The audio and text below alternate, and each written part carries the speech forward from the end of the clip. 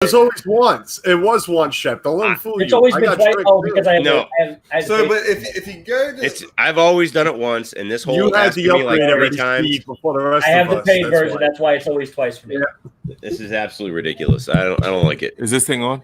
I like it because There we go. Mic check one. I know Dan can see for sure. I'm still trying to get the pop. Yeah, I know. I'm I'm on my YouTube. And silence. That's Yeah. what I love. Oh, I was actually going to end the stream right now because You want to go play COD? no, well, no, it's a horrible addiction, but we won't even go there.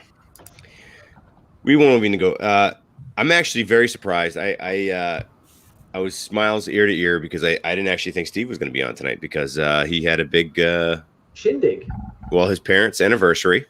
Yep. Was it actually today or? It was is. yesterday. It was yesterday. Yeah, it was yesterday. But they had the big roast today, and so I didn't even expect Steve to be here today. So when I popped on and I saw him there, I was like, "Dang, he's here!" I told you I'm always here for you. No, I like it. And we have some awesome people here tonight. I'm trying to fill the boxes. We're gonna go all out on this one because it's the return of the Shepi. Hey, Disney Dan, are those Polaroid? Not Jedi. No, actually, you know what? They're actually see-through. So it's just for comedic effect. But those work with the green screen, don't they, Dan? Well, they used to, but yeah. But you know what? If I try something like that, I know my computer is going to blow up, so I'm not going to take the risk. Hey, Dan, I think I got your other pair. I'll be right back. You were able to do the green screen in there before. I did. Bruner, what's up, my man? I can try. Hold on. Let me try. That was epic. There's a lot of people in here. There's a lot of friends. Welcome back, Shep. Yeah, this is my first time back in actually sitting here on a Saturday night, not the camper, in over a month. And then I haven't streamed in a couple weeks because of, we may have been in zombie camp last week and there was really no service. I thought about it, but there just was no service. We didn't think. And then the week before, I was just having so many issues with the camper that I figured I'd give it some more time to figure it out. Dale's got glass in his. You can see the reflection. He looks like Cyclops from the X-Men. Dale got the upgrade. It's like he got the upgrade. You know, he actually has lenses in his. Dale upgraded just like Shep did just now. you know, do that I don't have any fun glasses around here. That way there's no glare. Hey, Shep. Yo, I got a headless Mickey. Hey, can I say hello real quick to my niece and nephew?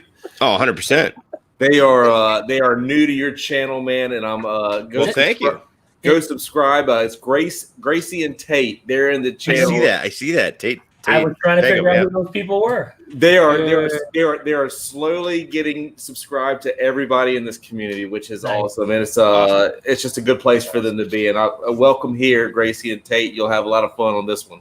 Gracie and Tate. Are you just saying that because you're here? No.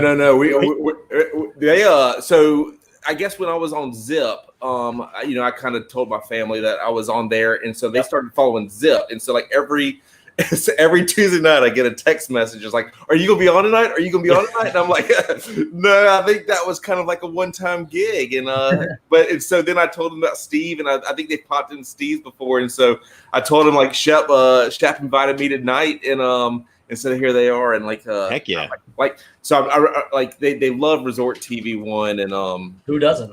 I know, right? I mean, that's. I'm not saying that just because Dale's down there. I'm just saying. No, but they love. You said nieces and nephews, or nieces? Yeah, they are they old enough? Are they old enough for the stream? Just they're 12, almost 13, I think. Yeah, close enough. That's good enough. Yeah, it's PG-13. You have another 20 minutes. You have another 20 minutes to watch the stream. Yeah, there's no foul language or definitely anything like that, or no. We actually just sit here in silence for an hour and a half. Go. Starting now.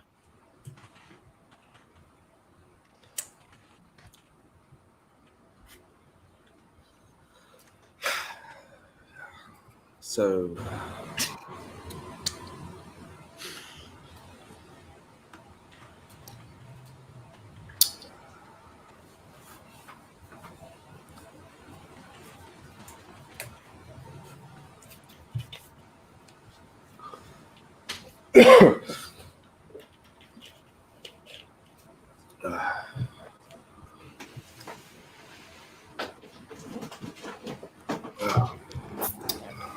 I'm gonna go for a record for the longest time without anybody talking on stream.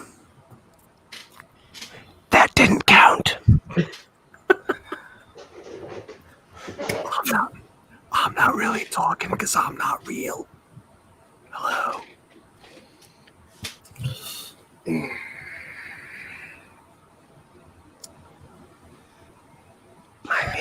My baby Yoda's cuter.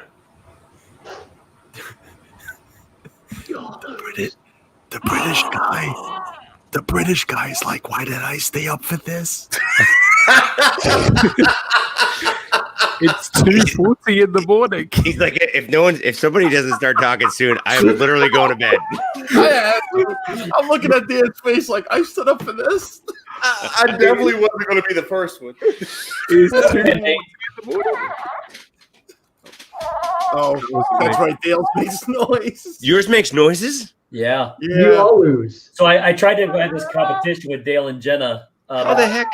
My Yodas, and then Where'd you get that one they from? win.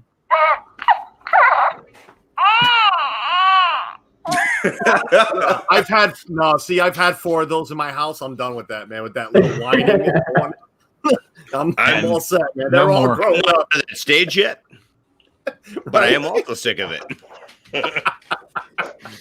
How does that one like whine like a baby? He's not actually a baby Yoda, is he? Technically. Yeah, it's the baby one. Oh, that's a really baby one. Yeah. That's He's the only cutest. 50 only 50 years old. Did it come with the ears and everything? No, I made the ears. Is that the one that's infamous on Instagram? Yeah. Well, the hat is the ornament. Like it had the ornament here. So I was trying to come up with an idea to put them on there, and I was like, "Well, what, Jenna? Go get a hair tie. I'll cut the hair tie in half, and then I stapled the hair tie to the sides, and Wow. it fit perfectly. I like that. So That now I was- need to go buy a bunch of these and start selling these on Etsy. You know how Shep says he makes stuff? Dale really makes stuff. Just make sure you I copyright asked that. Jeff So how. I asked Jeff how. I've not seen you in 4 weeks. I mean, I don't know. I love it I when saw I you last weekend. I meant on here. Oh. You're already completely like dissing me that I don't. I mean, I make a lot of stuff. Shep makes stuff. I Dale mean, makes stuff that works. They might not. Jeff makes Like, up the- stuff. Making up stuff doesn't count. The ears might not be like this. They might be like floppy. But But that was all Shep's idea. I asked him what he would do, and he said, There he you would go, do Dale. oh good lord. Oh, jeez. I mean, it's true. I got the text message to prove it. I love it. Like I sit around and like at the house and nothing gets done when I get lazy. When Dale gets lazy, like 3 businesses get started. Like I mean, like, he's got the ears. Like if you looked on Instagram today, he was building shells for Jenna. Like I was just like, I'm tired. Dale and I got up at 6:30 and went on a jog this morning. So I mean, the guy he's just nonstop. He goes.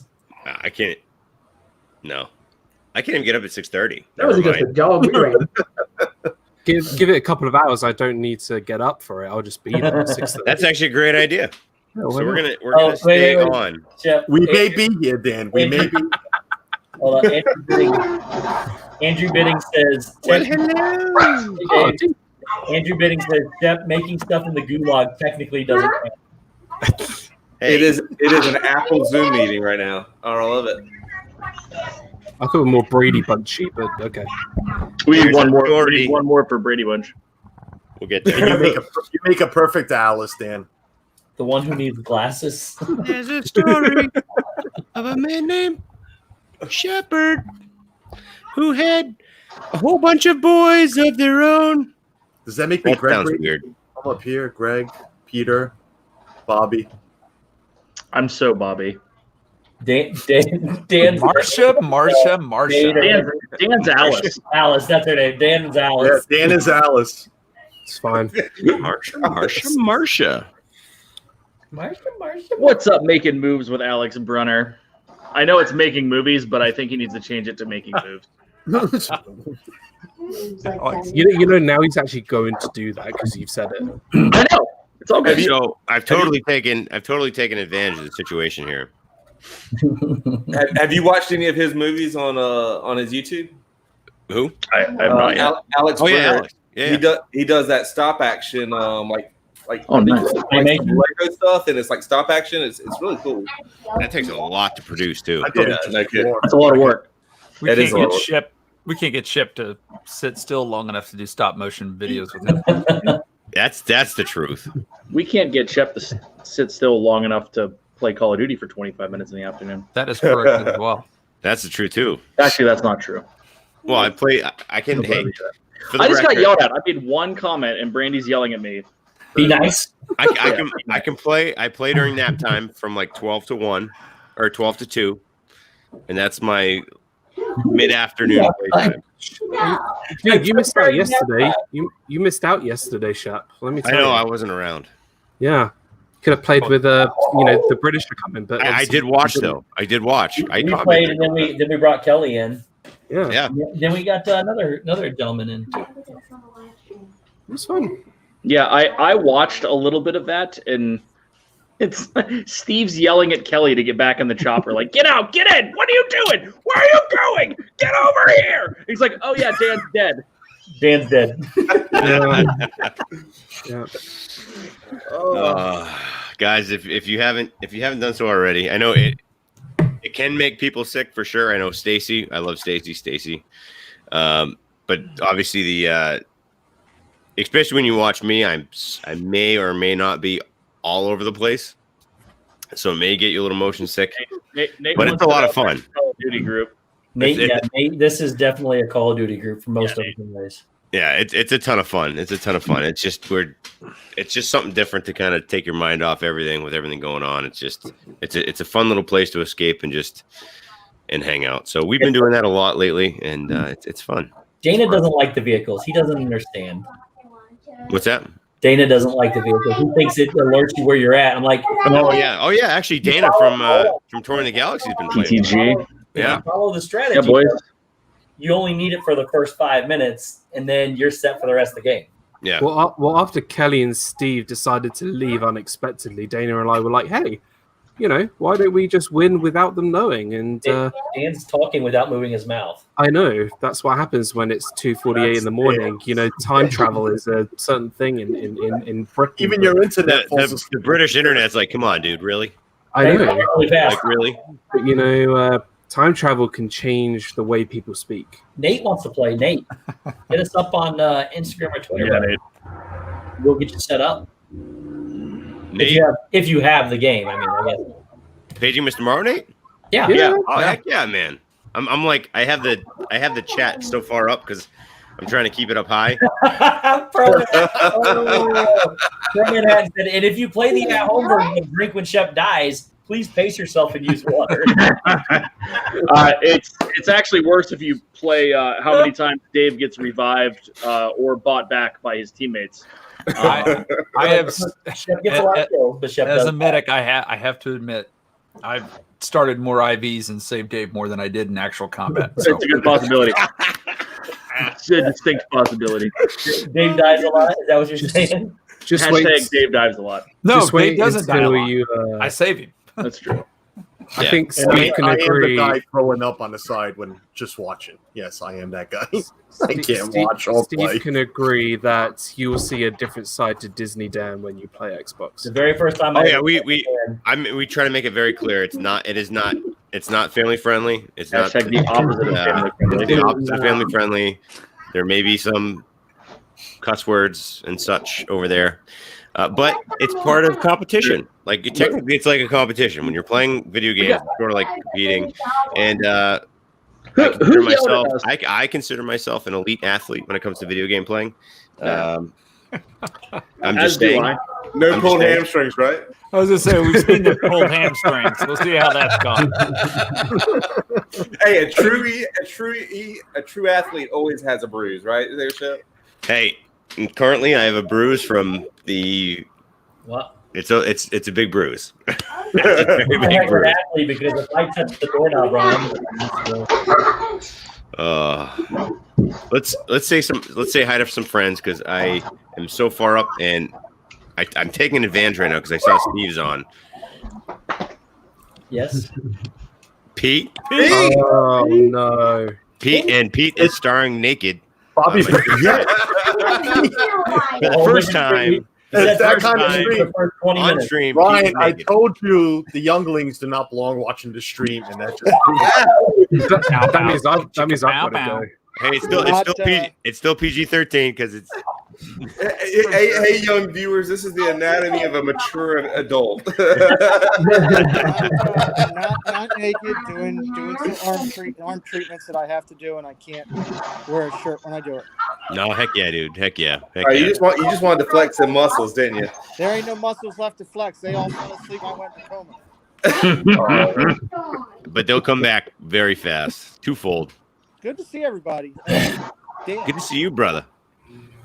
How you feeling? How's everything going? Feeling good. A little nervous about Monday, but I'm feeling pretty good. Yeah. You got this. Yeah, heck yeah, dude. Yeah, brother. Sure. One hundo. So we'll see what happens. But, You think you're a little nervous about Monday. I'm a little nervous about Sunday. no, you should be. Don't do it. Just run. Don't do Yeah. it. Just run. Am- Look, am- I'm am sitting I- here am cheering I- for your Dodgers right now. Give me a break. Dodgers, they're doing fantastic. What's wrong with you? Kershaw just gave up a bomb. Oh, you're talking about one game and one pitch? Okay. Yeah. Well, Pete, you're here at perfect timing. Okay. We're just about to say hi to chat, and it would be an honor for you to do it for me.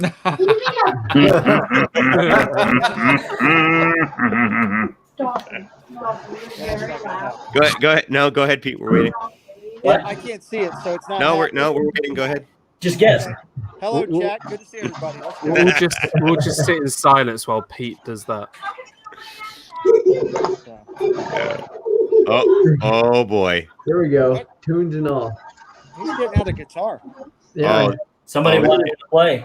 Oh, it's This real. guy is serious. Uh-oh. It's real We're gonna now. have a little competition here. No.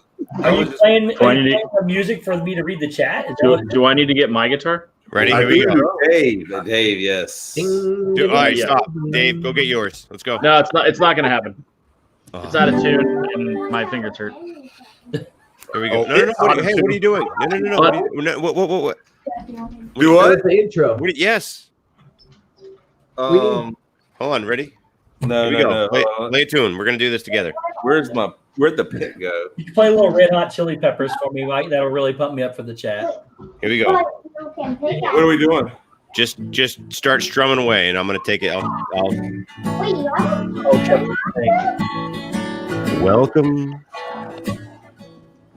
Welcome, chat tonight. We've got Disno's Adventures. We've got Michael Wheeler. We got Pearl and Rockin' Robin and Caitlin from Make It Through. We got Tina and Andrew Bidding. We got Tate and T. Marie and Andy J. Wow, he quit that early. What? Hey, I was going strong there, man. I know. I'm proud of you. Gracie, welcome as well. Data. I am proud of you. Oh, we're done. Oh. I mean, we were rocking that, man. He said it's not that bad. My ears aren't bleeding yet. You were rocking it. I started playing it and realized, like, wow, I don't think that thing's been tuned in about 2 weeks. Hey, I think we were rocking it, man. It sounded pretty okay, Ryan. We were getting it. Hey, if y'all want to, in a little bit, we can get the let's see here. Hold on a sec. We'll can jam get it out. We get the piano in the background. Oh, there you go. There we go. I can sing to a Is your piano. wife gonna play that while you do the guitar? Yeah, I mean it's kind of like what's his name, Bert in Mary Poppins, except I do it with a guitar and a piano. Perfect. Nice. And the best part is I carry the piano on my back while I do it, so it's quite amazing feat. That's You're willing talent. to show. I mean, It's a feat. It's a feat. do you have like feet pedals for that? Resending them to bed. Do what? Do you have like foot pedals to do that? Yes, I mean it's a whole routine, Shep. It's copyrighted, so I don't want to get quite into it right Oh now. no. Yeah, I don't want any copyrighted stuff. I don't want to get shut down tonight. Nah, I mean, like I don't want to do that to you. Well, I just popped on real quick to finish out the Brady Bunch. Yes. Where you guys should See ya. squares. Actually, Brady just said we need to play Hollywood Squirrels. Hollywood Squirrels. Hollywood Squares. You mean squirrels? I was a squirrel. I was a squirrel once. I was a Hollywood squirrel once. No, we need to play Hollywood Squares at some point. Okay. I agree. Circle. Dan is dying. You know, Dan is dying over here. So since quarantining from home, like we work and have the TV on, but like I didn't know there was like so many game shows on anymore. I mean, like Price is Right and whatnot, but like I'm addicted to like Let's Make a Deal. Yes. How about that one that we were watching? The Where like Monty Hall or the new one? Oh, the ball. No, the new one with Wayne Brady. the golfing one, Monty Hall was way better. the human golfing one. The old one, yeah, but like Whammy and all that stuff. But Isn't there like a human like mini golf one? The putt one. That's Yeah. that's like the ultimate mini golf tournament Holy 2.0 moly. or something. yes, Holy, Holy moly, that's the Holy best one out there. moly. Rob Riggles on that. he's hysterical on there. Yeah, That he's sounds like my type of putt. Steve, Steve, real quick by chance, did you mark off who I said hi to? No. Okay. who was the creeper game show host that used to kiss all the girls? Like Richard Oh, Dawson. Richard from the Family Feud. Richard yeah, Dawson. Family Feud. Yeah, Richard Karn, is that his name? Richard Dawson. Wasn't me. Richard Dawson. you watch some of his old ones, you're like, You just walk over to the ladies and fuck her up. Well, I'm gonna go have movie night with Brandy. Yeah, dude. Hey, guys. Brandy. Hi, Brandy. Brother. We'll see Everyone- ya. Hi, Brandy. Hi, Brandy. Hi, Brandy. Hi, Brandy. Brandy. Enjoy. Love you guys later. Hey, Bye, Daniel. Bye bye. Hi, Pete. Hey, buddy. Oh, is Dan leaving or is never mind? I'm here barely. Like you don't look like you're here.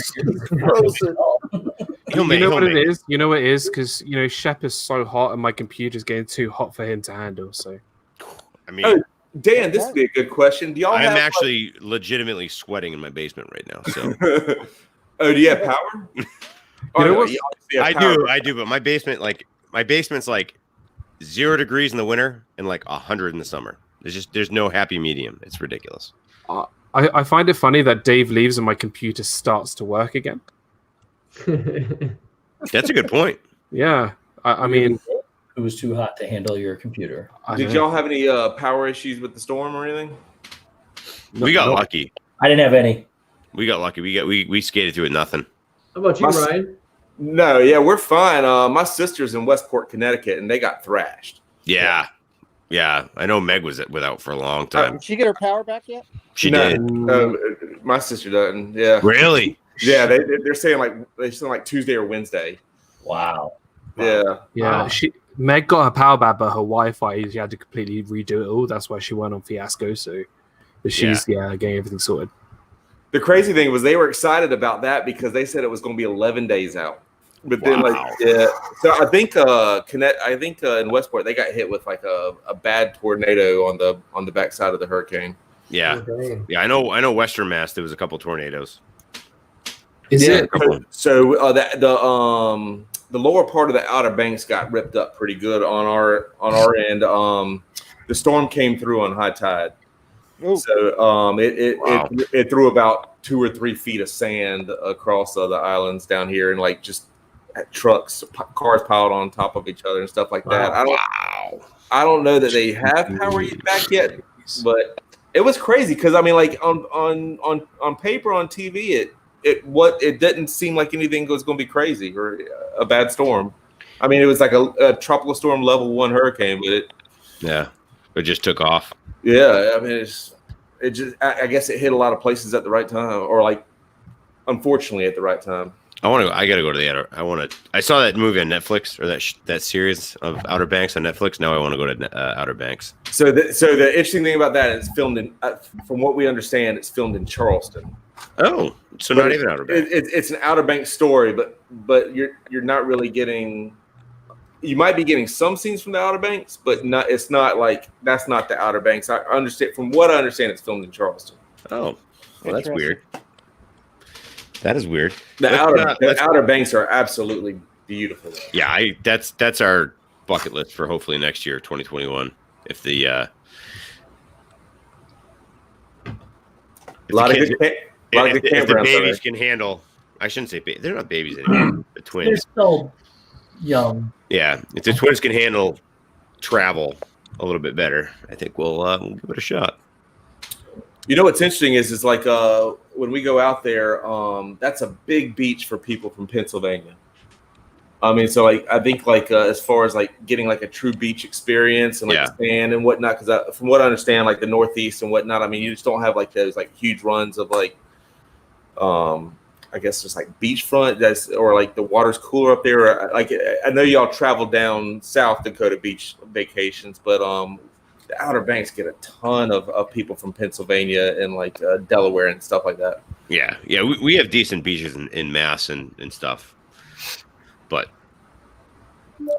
it's the point is to get away from Mass, which currently we can apparently. Daniel's gone. Oh, now Kelly's Alice. He's gone. He'll be back. Let's finish saying hi to the chat because my guitarist decided to stop playing. You want to do the chat with a guitar? We were rocking it, man. It's gonna be fast if I'm doing it, so it doesn't matter. I'll play you a little background music while you do it. Here, let's do this. Steve does one, I do one. No. Ready? Go. Welcome in Tate Pegram, Mary Spence, Mike Wheeler, Make It Blue at Disney Adventure, Dana, Creative Travel, Dana Marie, Annie, welcome into Jonathan Chong, Mike Wheeler, Rock Robin, Tina McNeil, Andrew Minnick, Avery, hey buddy, Avery, Andy Tim Pruitt, how you doing, buddy? Dana Marie, Annie Coog 86, Michelle McPhilford, Captain Akron, Disney World 3, Jackson, Matt, Jack, Santa Claus, Deborah Dreamer, how you doing? Nick Gates, Michelle Levine, Christine Hickman, the sister Gigi. Nick Gates, I'm going to say your name again because when I hear Nick Gates, I think of the guy from the Exploring Show. Yeah, go. My arms are getting tired. Marguerite Nagy, Joy Esk, Mary Kehoe, Myers and the Mouse, Andrea Houston, Samantha Lowe, Nick Panic 71, aka Lisa. Myers and the Mouse, welcome in. I see you, Kelly. AG Mr. Nate, what's up, brother? Minnesota Martha, Jennifer Tortini, Tommy Corner Sports, how you doing? City Custom Rod, Tanya Pay, Timothy Rainwater, Isaac Nail, Super Geeks, Mike Atkinson.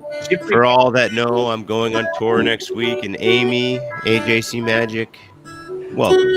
Mike Get 8 Welcome. Tracy Lynn, not be. The Philly crew. Wow. You know what? When Mary Kehoe. We're done, Shep.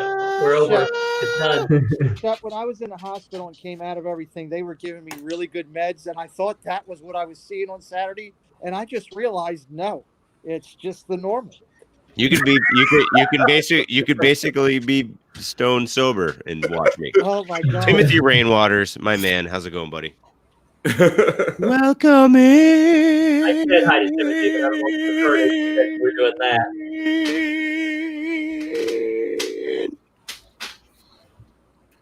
The one problem with Shep though is he still has not figured out yet. And I love the guy to death that he doesn't have to get closer to the microphone to speak into it. Hey, is this thing on? Hey, how's everyone doing? Better. How's everyone doing out there tonight? Julie C, welcome in. Shep totally does have like the radio voice, like the late night, like 11 p.m. radio voice. The radio voice or the music radio voice? Everybody, we're going to take you to Love Town. I got the perfect song. He's the male version of Delilah. Shep I think I told that story many times where we've left at like 3 a.m. to go to Disney so we can get there when like a park opens or like around park opens. And like for the first 2 or 3 hours, it's like Delilah on the radio. And like my wife and I are just driving in the dark, just like Delilah. We have a letter here from Shep. Don't know who his wife. He'd like to know, Jenny, why? We're gonna sit down tonight, and we have a special song going out to a very special couple. It's Shep Kasem. This song means so much to me personally, and that this couple reached out and said, "Please play this song." And I said, "You know what?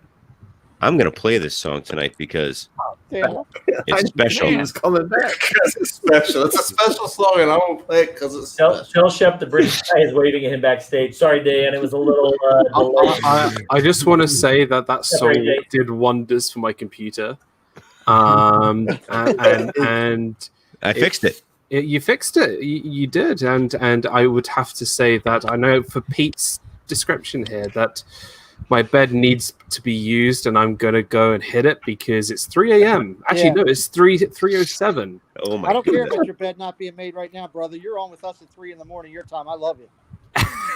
Dan, you are the man. I'm going to head out. It was a pleasure meeting you, buddy. It is a pleasure meeting you, Ryan. Good to see everybody. And Good to see you again, Dan. Bye, Can you kiss that pillow before you go? I will do that for you, buddy. I'm sure he will, Pete. I will. Dan, say hi to Arjun before you go. Arjun's, hey, how much ice cream did you eat? Arjun's, what's up, buddy? Yeah, He ate a lot of ice cream. It's a birthday. They finished the kitchen sink. Yeah, they did the kitchen sink. I was just gonna say, if I was there, we would get done 3 minutes flat, like easy. But Dan, I think so. I think we should have a challenge. Beverly, I have no chance. But no, let's try the kitchen sink challenge. Kitchen sink, I'm there. I'll do it. I'll definitely come down with the microphone for that. I'll get healthy. I've challenged Corey like 12 times, and he's agreed to all of them, but we just haven't done it. So we'll throw Dan in the mix here. Look, I will happily get a $300 flight to fly over the ocean just for this challenge. Where do you get that flight? Yeah, because it's $300. See. I know people. You can't get a 300 flight in the States, and he's getting one from across the pond. But the thing is, I do have to fly to like Russia first, and then go to Hawaii. Then go to Hawaii, and then go to South America, and then to Orlando. Why do you go that way? No, because that sounds like a month. $300 is a connecting flight. Or I do what Iron Man says. Right. Bye, everybody. Dan. Bye, Dan. See you later. Dan. Thanks, buddy. Love you, dude. Love you guys. Take care. See you, Shep. Bye. Peace, bro. See you later. Oh, look wait. at I forgot to change my Iron Man did. Love it. Wait a second. I think someone just really badly screwed up. Was it you? Who did you send it to that you shouldn't have? I think we all just found out who Iron Man really is. Oh. Because he put his actual name. I think he screwed up really bad. To be fair, Iron Man never hid his identity. So. No, he didn't. That's a great point. Well, I think he screwed up anyway. Stacey said it's a little delayed, so when you said somebody screwed up, Stacey put in big letters. What did you do, Shep? That's another great point. What didn't I do? Well, it is super hot in this room. I agree. My basement is like ridiculous. We got that heat wave, man, and the humidity in the basements are absolutely crazy. Well, it's usually nice and comfortable, but it's pretty rough right now. Hi, Tina. Yeah, I forgot to say hi to Tina earlier too. Hey, Tina. Hey, Tina. How dare you guys? And let's do that fun thing in the chat where like Corey does when he's streaming. Like, where's everybody from? Roll call. Roll call. I'll go first. Let's see here. Already beat you. That's a nice manicure there, Ryan. Who does right? Those fingers look really nice, dude. Are we doing where you're from? Oh yeah. Good call. Did he listen to any of us when we talk? Okay, Somebody put fine. in there. I'm from where Deborah's from. He's in Virginia, Shepville. I mean, it's a real place. Look it up. Dale's from Honolulu. Not where you want to be, Dale. Where are you from? Oh, Pearl, Seattle. All right. Deborah, did you move to Noblesville? Oh, nice. Wow. Dale. Mike Wheeler. Holy Hey, hold cow. on. What did you put? How the heck did you do that?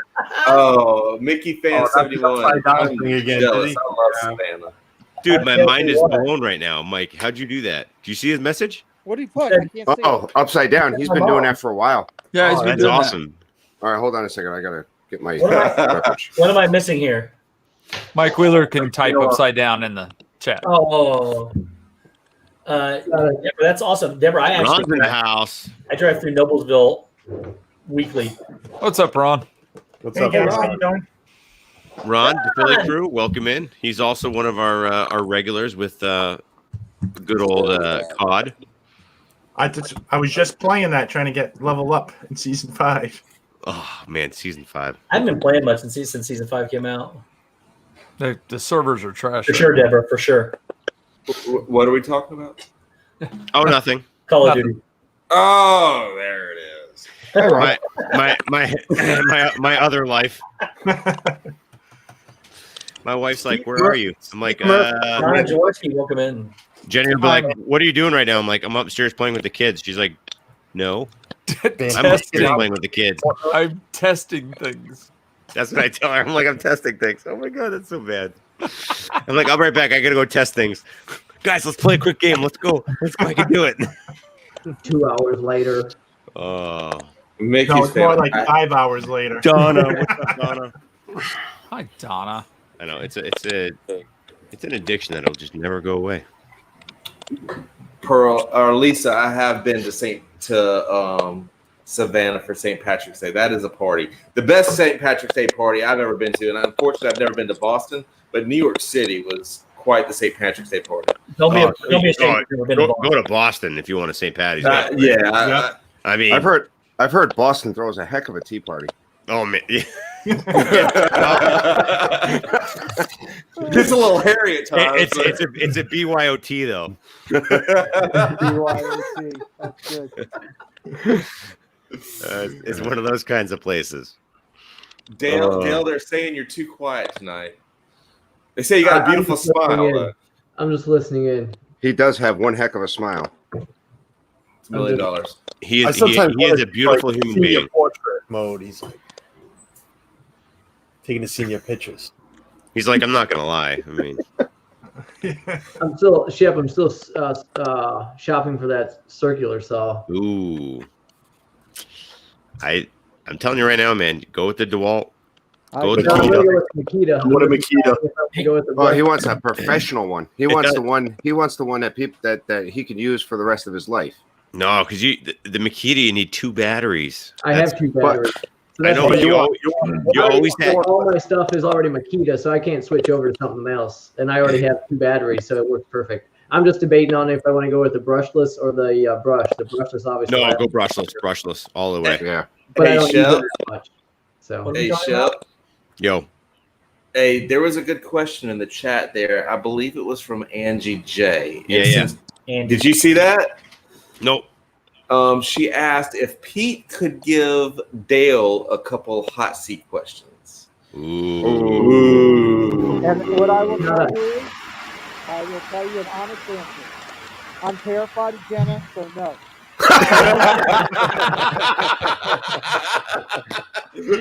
Good answer. Good answer. That's glorious. Hey, Shep, look Yo. where Avery's from. What's that? Avery just put where he's from. Ooh, where's that? It's a Welsh. Good God. Say it, Shep. Hold on. I gotta find it. Hold on. What the heck? He added Tina McNeil when saying it. I got it. Ready? You got it? Landfair Puigule we Guinea Googary Showery. There's a lot of R's in there that aren't in his typing. Willentillis Soli Go Gotch. It's a Welsh village. Yeah. I think there was a new letter in there. There was a Hey, is that on the East Coast? I'm not gonna lie. I think I did I did better than Zip would do. Well, that's not hard. I'm in like Germany or something. I mean, originally I am from Jacksonville. I was born there. And then my parents decided to come back up to New York. From Jacksonville? Yeah. Oh, so you're originally a Floridian. Yeah, the only one in my whole family born in there. So. Wow. Dan does some great typing in his sleep. You know, I was actually born in 1730. No, I was actually born under the sea. In a submarine? Yeah. I'm not going to. My mom had me in a submarine in the middle of the Atlantic. Were your mom and dad escaping like Mother Russia or something? I mean, what are you I mean, we're not going to get. Listen, we're not going to get into specifics on how they got into a submarine because that's sort of classified information. That's personal. But all I can say is a certified doctor was on the ship and delivered me on a submarine. Was he also the missile steward? That was the birds and the bees story you were told. That's what they called the submarine. He was the captain. I was trying to come up with something clever that's what they called the submarine. Did they right? Did they pilot and did they man the submarine? Never mind, forget it. Were there a bunch of He was names? also the chef, and yeah, I mean he was a also. Yeah, go ahead, Kelly. Dale's trying to give you a high five. I just because I know Shep's going to take this alien encounter. I was born. Just thing. real quick, do you feel surrounded? No. You should. No, I feel a little uncomfortable because Dale's you're in looking the at me middle. like that. You're in the middle. I mean, you were like legit surrounded by people. Well, He's just at the Alice Alice. Square, right? He's in the Alice Square. No, I'm Alice. Alice. I wanted to say welcome back. Focus. Missed you, man. Real happy that you're doing well. You need to start streaming. Ron, we got to play again soon. Yeah. Tracy, love you, brother. Pete, you got this, my friend. Love you, man. But I have to. I've got work things. Kelly. Now I got some work things that have. Kelly, before you go, buddy. You need to read my text message and then you'll understand why.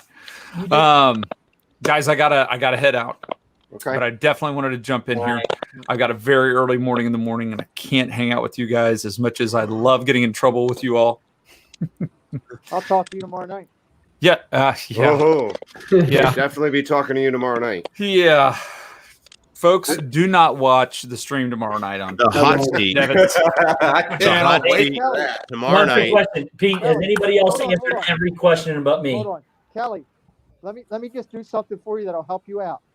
Gentlemen, the phone lines will be open tomorrow at 8:00 Yes. for anyone who would like to call and talk to my guest, Myers and the Max. For the record, What, Steve? for the record is you cannot use plead the fifth. That's a rule. Officially now a rule because I said it. I usually put the odds out, and it ain't fair. Should I split it for him and Mama Mouse, or should I do it for the family?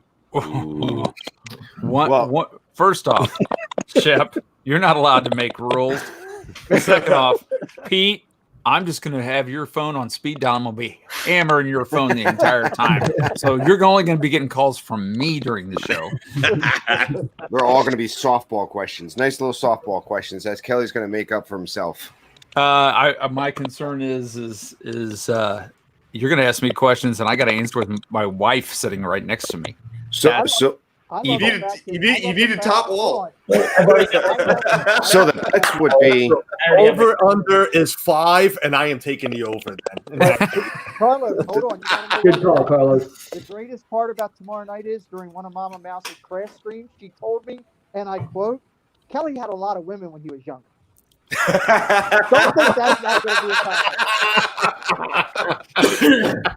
I've got a brilliant question that is, I'm sorry, I love you, but I'm going to ask it tomorrow.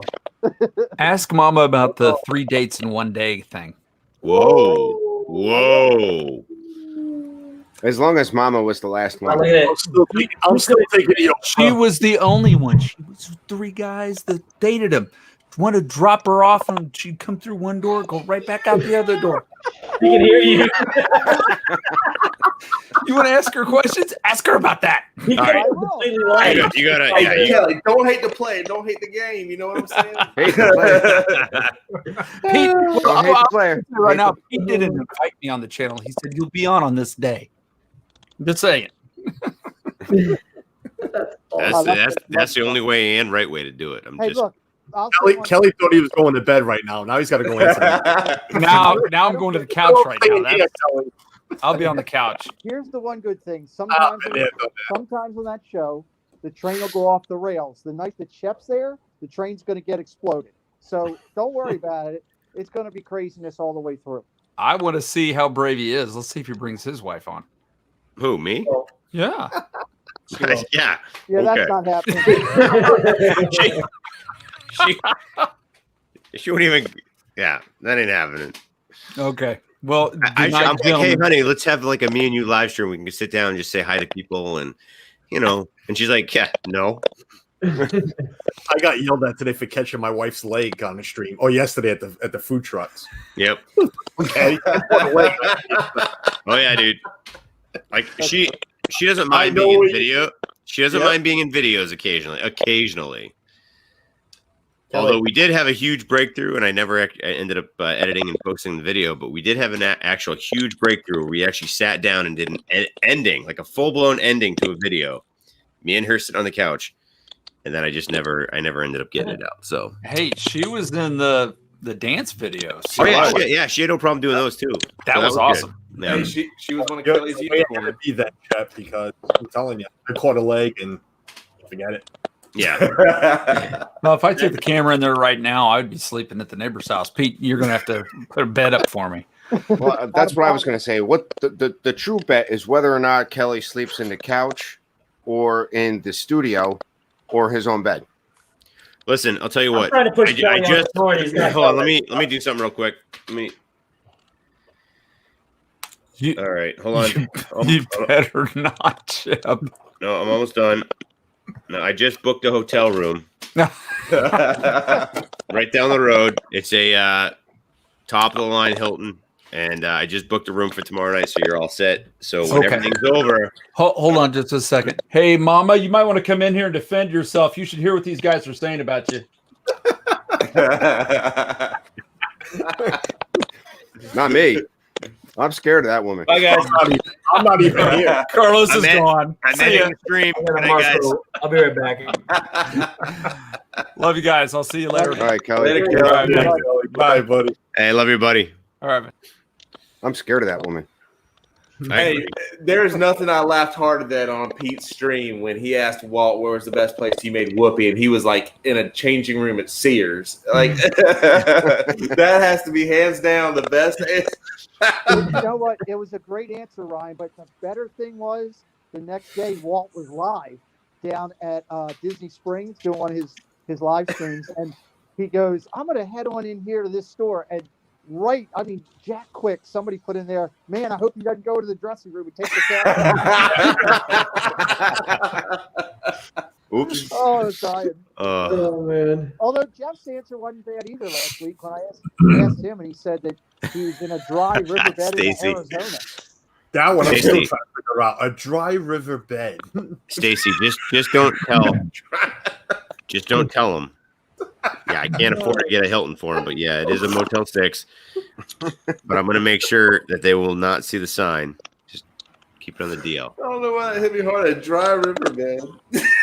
I'm telling you, I always have to Google that. Like, what, dry riverbed? That's gotta hurt, man. I'm kidding. He said too. The funny thing before we started was Jeff said, he goes, "I'm going to be like Steve." He's like, "I'm going to answer everything.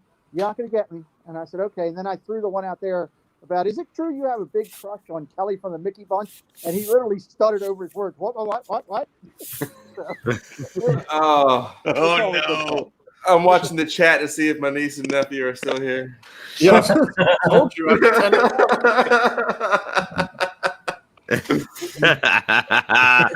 Kelly. Oh, this is hilarious. You didn't hear what I just said. Just Kelly, just remember, just like ignore at Zombie Camp, the bail fund continues on even for off Zombie Camp. I'll be honest. I'm surprised that we made it through Zombie Camp without calling me for bail money. Good job, guys. No, with Zombie Camp, we don't have to worry about bail money because there's not a jail within 400 miles. That's actually a good point. But we have the emergency injury fund for Zombie Camp, which I may need to tap into. Yeah. You got a copay, so watch out. You guys trust me, those suck. I know that. There were some ridiculous hairpin turns the other night. I was amazed at how those Jeeps were handling some of those turns. So Oh my goodness. There was some stuff that and I was like, screw it, I'm doing the whole thing. I'm all in 100%. And they're like, oh, we're gonna hit some new trails that we've never even done before. And I'm like, oh, great, And we get to this uphill that I'm like, it's like 90 degrees. I'm like, all right, well, Dave, because me and Dave were in a Jeep, and I'm like, Dave, we're gonna probably roll this, and we're probably gonna roll it backwards. Put your seatbelt on, hold on, and hopefully the cooler doesn't hit you in the back of the head. Hold my beer.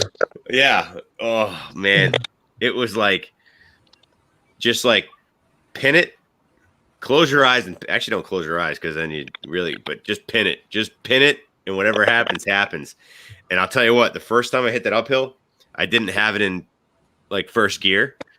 So it was too low of a gear and I couldn't climb it. So I was about halfway up and I'm like, oh, and I had to back down it, start over, and then reposition and go up it. And are they all manuals?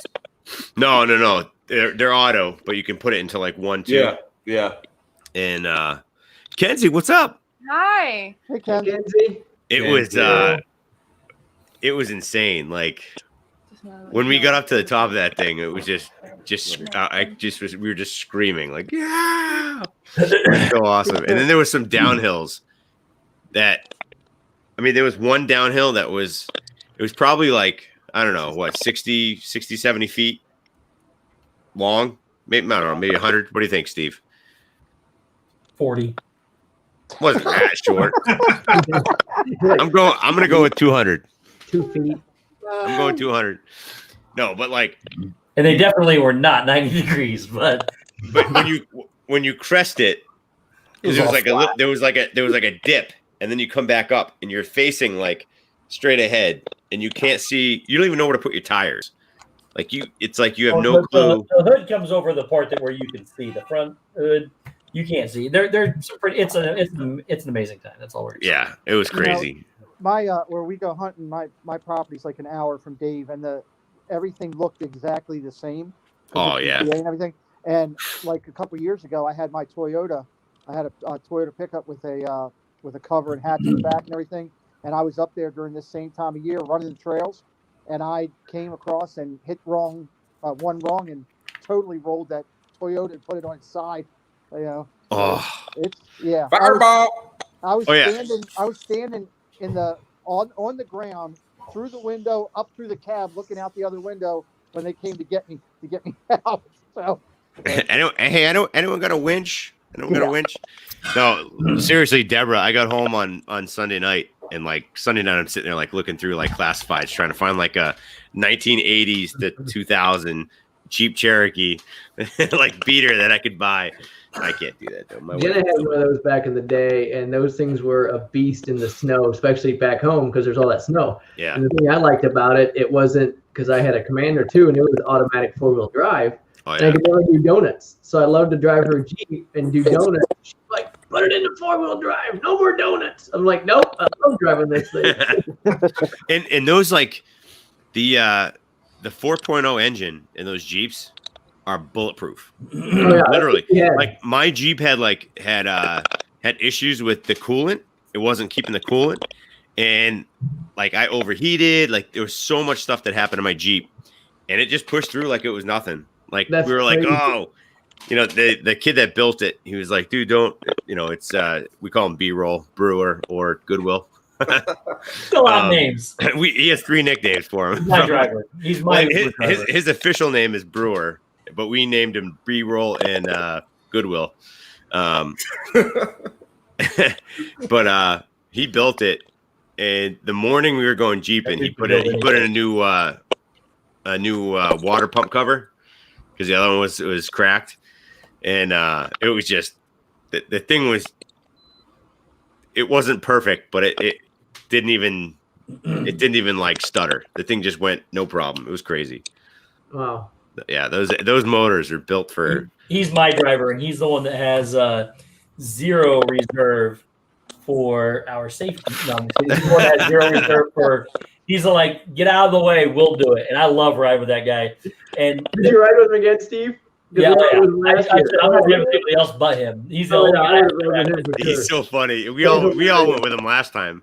Yeah, so he turns around and we did too. That's right. Yeah, and he we were riding and he was first off, he's also the one that hurt Shep, he's the one Shep couldn't hold up, I guess is what it would be. But we'll sit there and ride, and he'll literally get on the radio, get out of the way, we'll do it. And he comes over to me during the night before and he says, hey, you do realize there's a 20% chance that we're going to flip this Jeep. And I said, yeah, I get it. And then I told him, I said, I'm going to have the GoPro on, so it's going to be good. He goes, oh, that's awesome. So when we flip this Jeep, this is how it's going to go.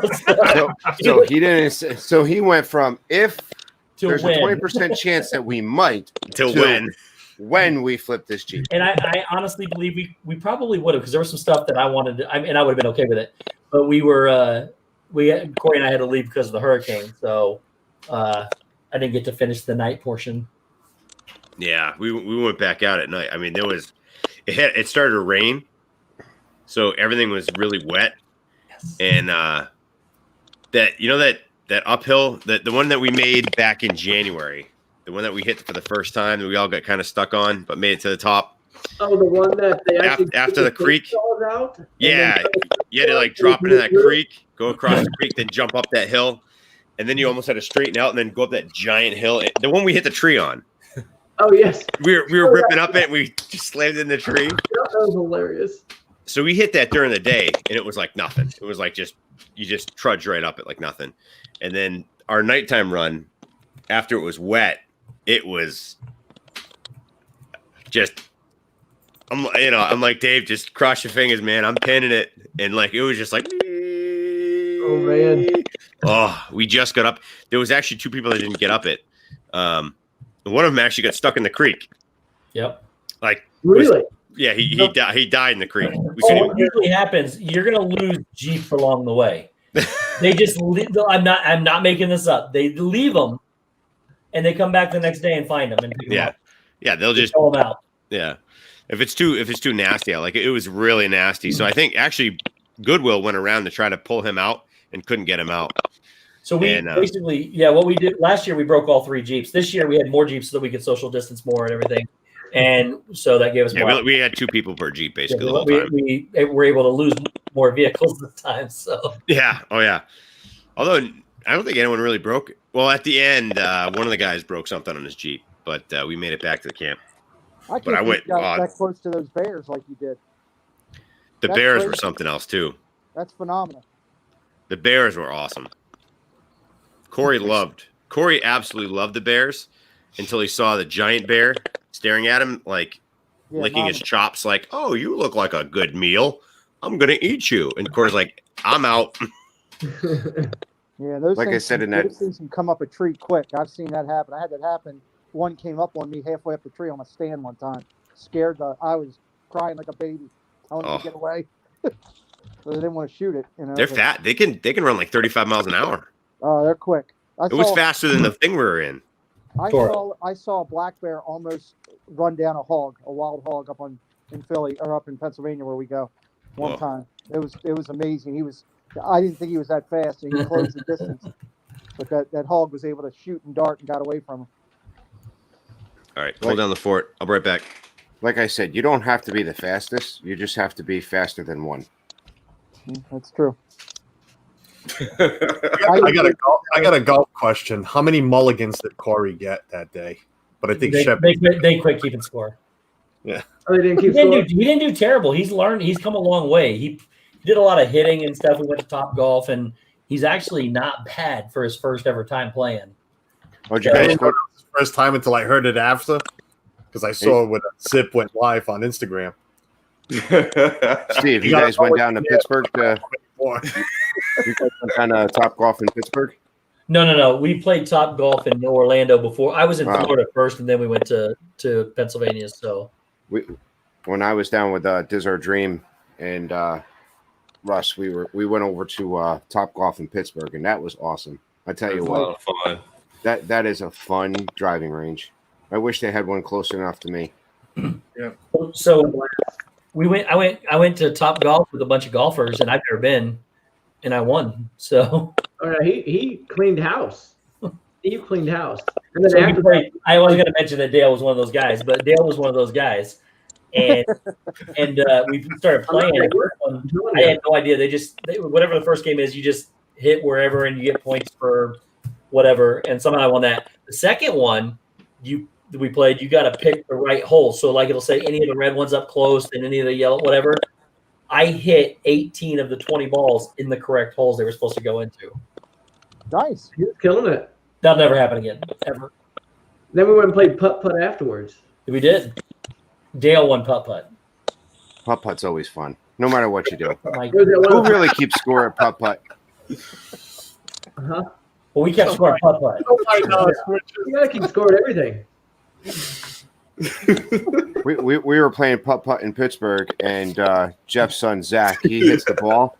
It goes like right out. He hits it so hard that it pops off the thing, and it goes into the parking lot. And a lady up there was like, "What are you looking for?" And we're like, "A ball." She actually went over to the side, found it, and brought it over to the area so he could put it in.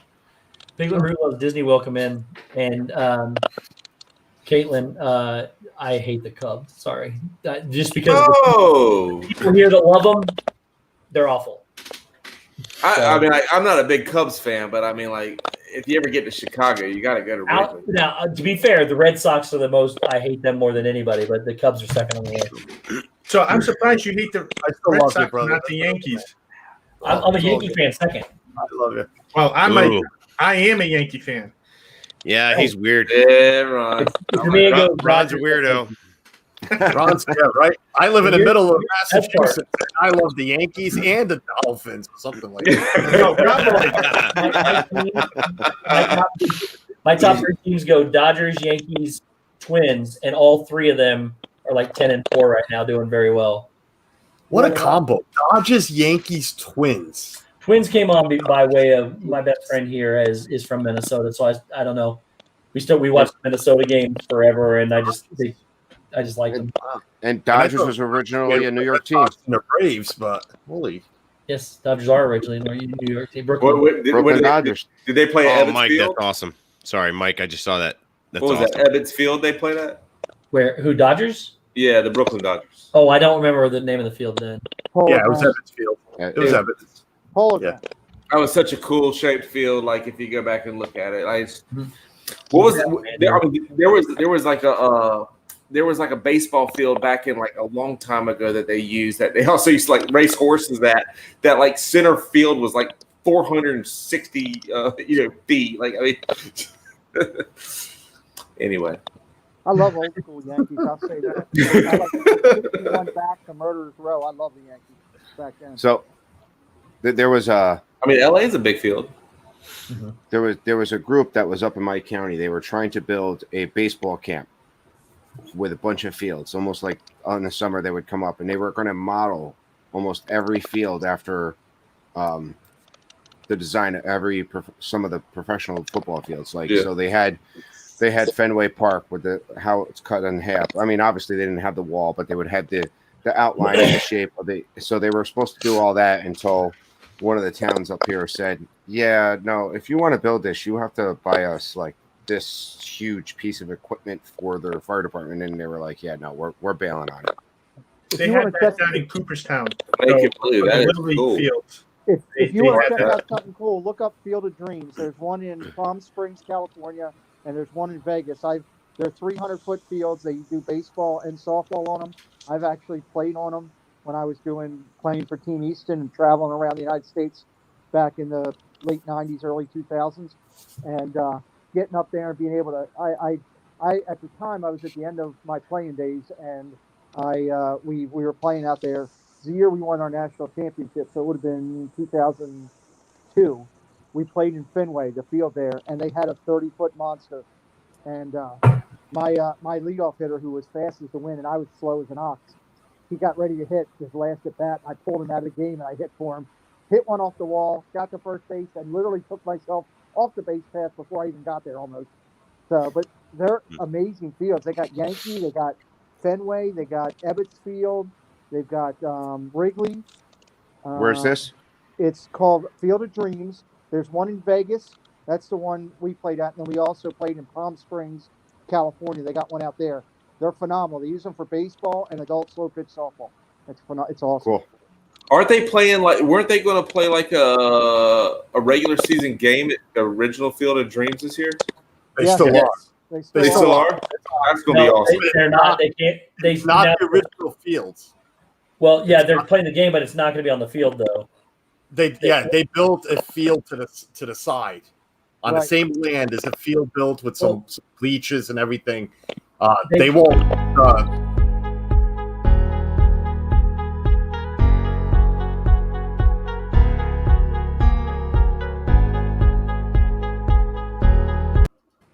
Oops.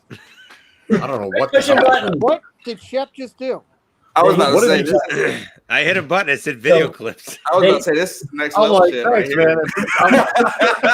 Carlos, I'm the one that always gets kicked out, brought back in, and now this one playing a video. I thought I was getting kicked out He's myself. going to drop a song. He's going to drop a video. All right, guys, here we go. But I think they canceled the game yesterday. I guess something really special coming. Hold on. Oh, I knew it.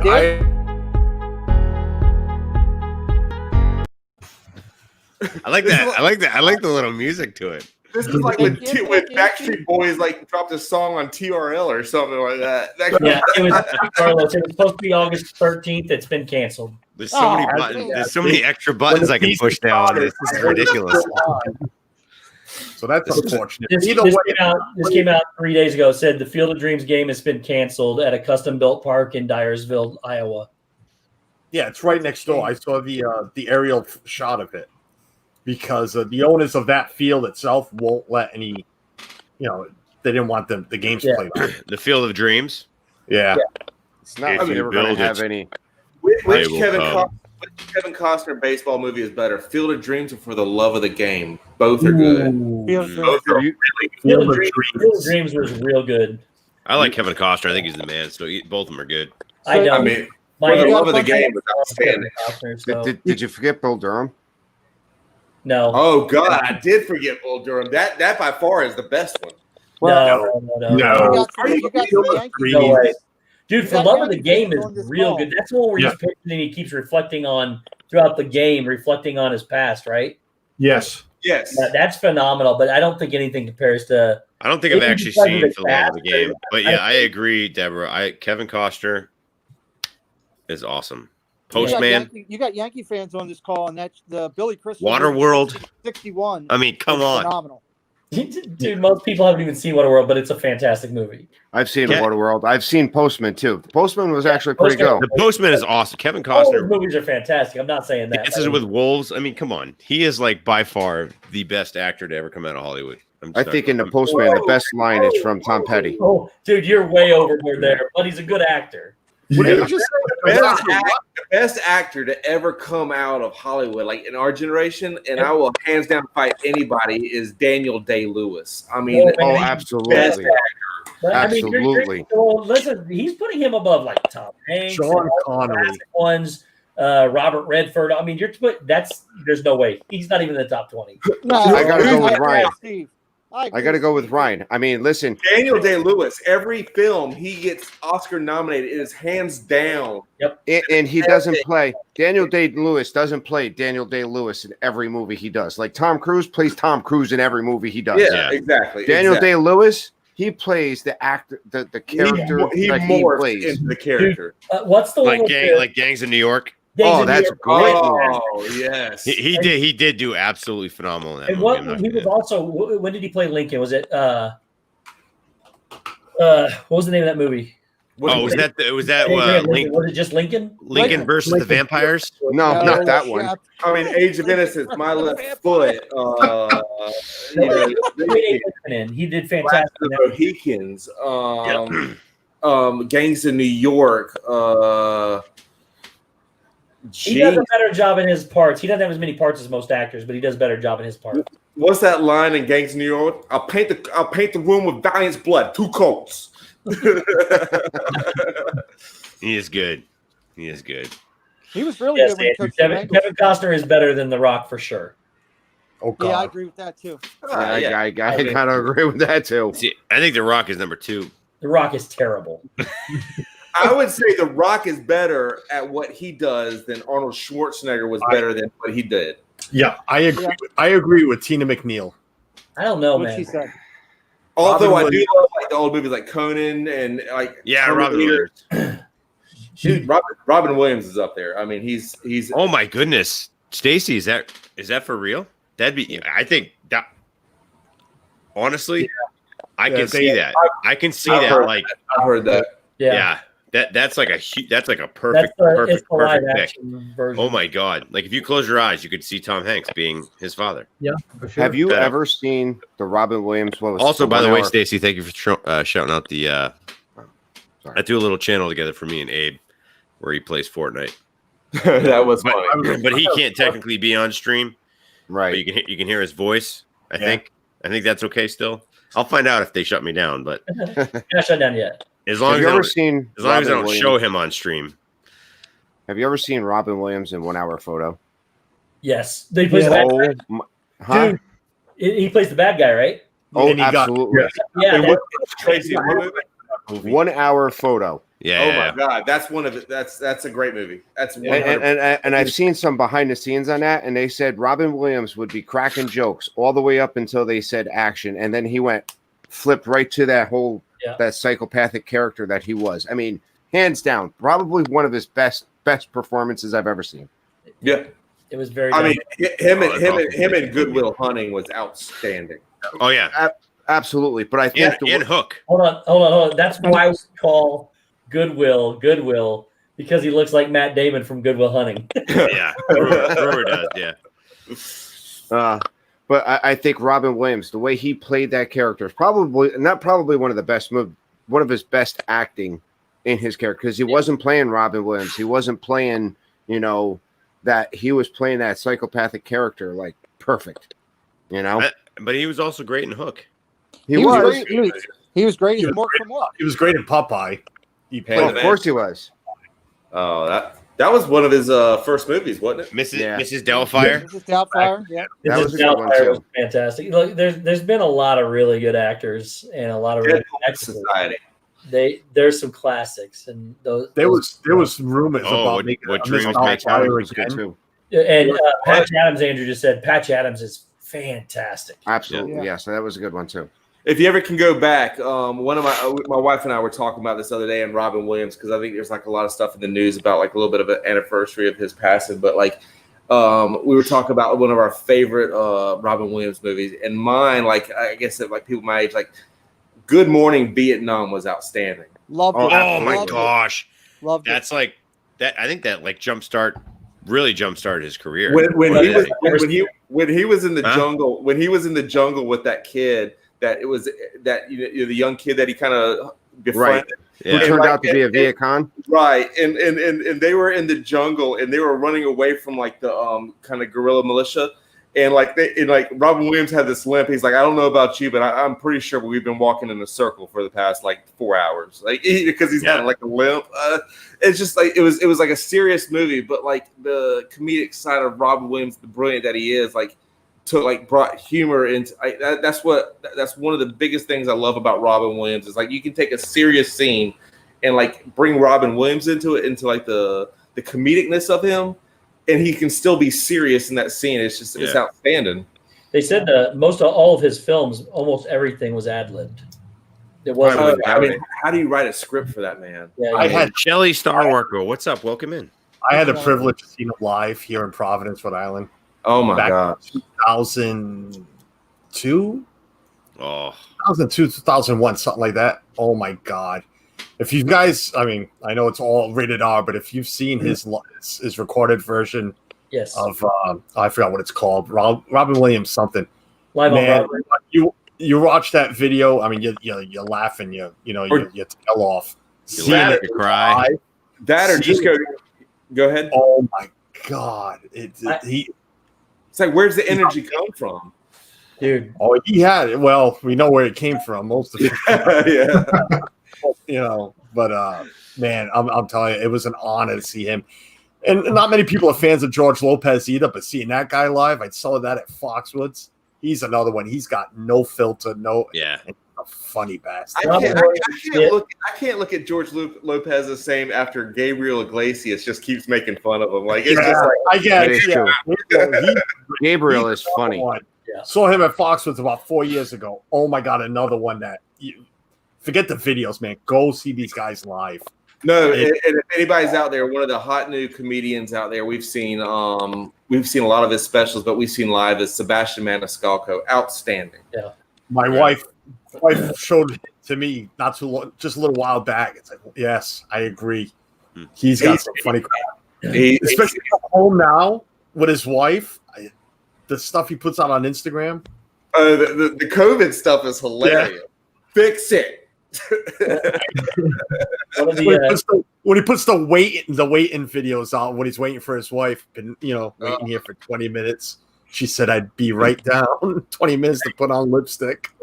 Everybody, while you're sitting at home during these troubling times, go to Netflix, go to Amazon Prime, and watch every stand-up comedian special. They're all hilarious. John Mulaney, George Way, like Sebastian Maniscalco, like Tom Segura is one of the funniest. Tom Segura is hilarious. He's one of the funniest I've ever seen. He's one. He is hilarious, and I love how like he starts off like nice and easy, and as it gets towards the end, I mean, it just gets hard, and it's just like it's R, but like it builds up to like, whoo, I'm almost offended. You ever watch? Robin Williams in Inside the Actors Studio? Yes, this is really good. Yes, I have Robin Williams. It's called Rob Williams Live on Broadway. It's stand up, and his little golf skit is the funniest skit I've ever heard. Oh, the Scot when the Scots invented golf. Yeah, it's the greatest thing. It's the greatest skit I've ever heard a comedian. It's true. No, but also we're gonna do this one time. No, 18 in the Swiss. YouTube anything Robin Williams when he's on a late night show, like if he's on Carson, if he was on Letterman, if he's on Conan, if he was on anybody, like they tee him up and he just runs with it. And it's 10 minutes of every time he's on a late night show, it's 10 minutes of like pure comedic genius. Yeah. Now, see, I got a couple days on you guys, but I loved Rickles that way. Rickles. Yes, Rickles. Don Rickles was hilarious. Don Rickles. Go ahead. Sorry, right? Comedians in comedy and like in old movies and in the movie genre is just like my thing. I love it. I love it. So one of we talk about actors, and when Andrew put in Patch Adams, that's another fantastic actor. Yeah, Robert De Niro and Philip Seymour Hoffman.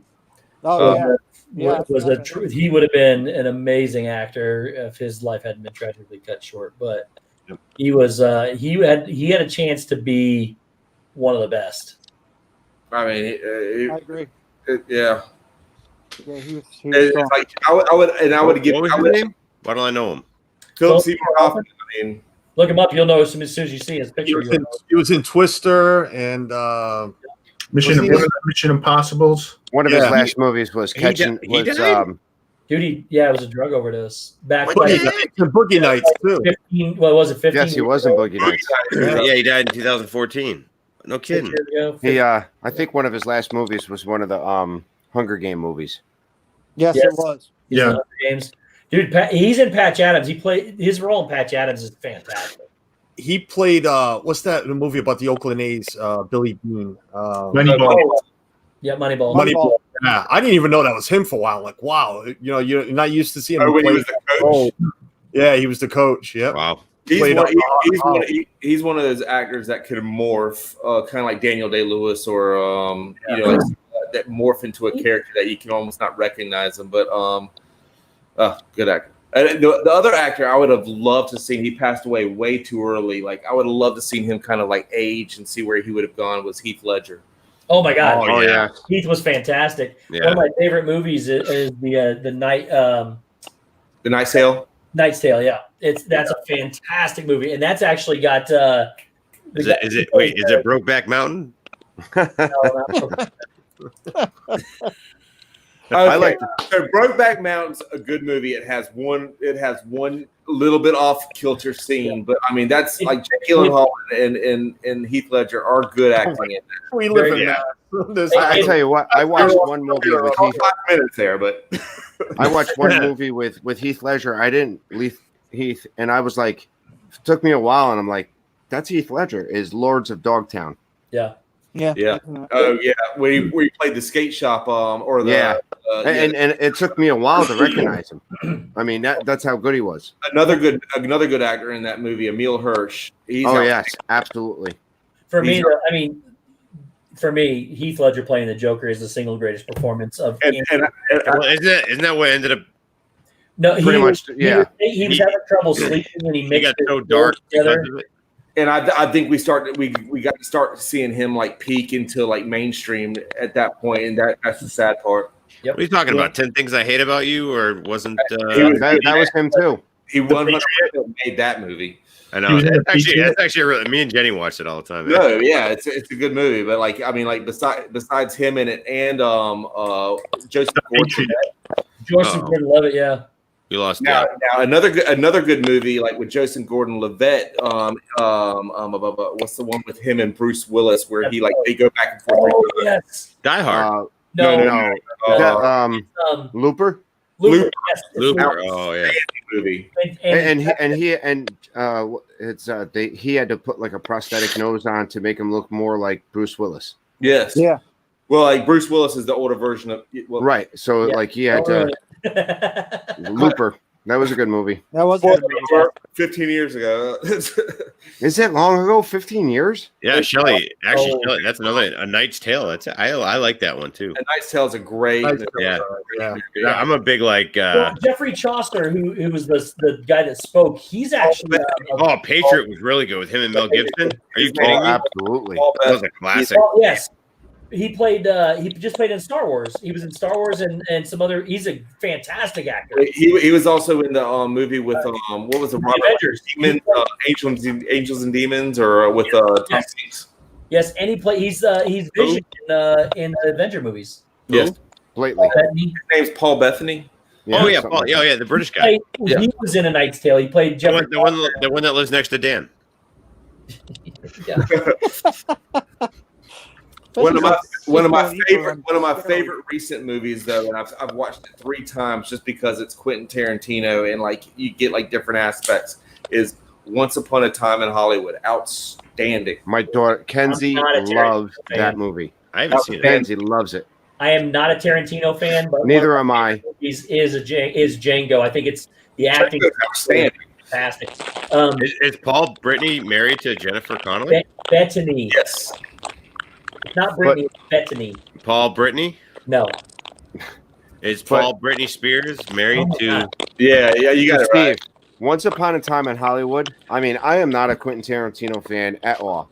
I'm not. I've seen it. I'm not a fan of it. We could have an hour-long discussion of like why you're not. That's true. Who did we lose? We lost Pete. Bastards. Django.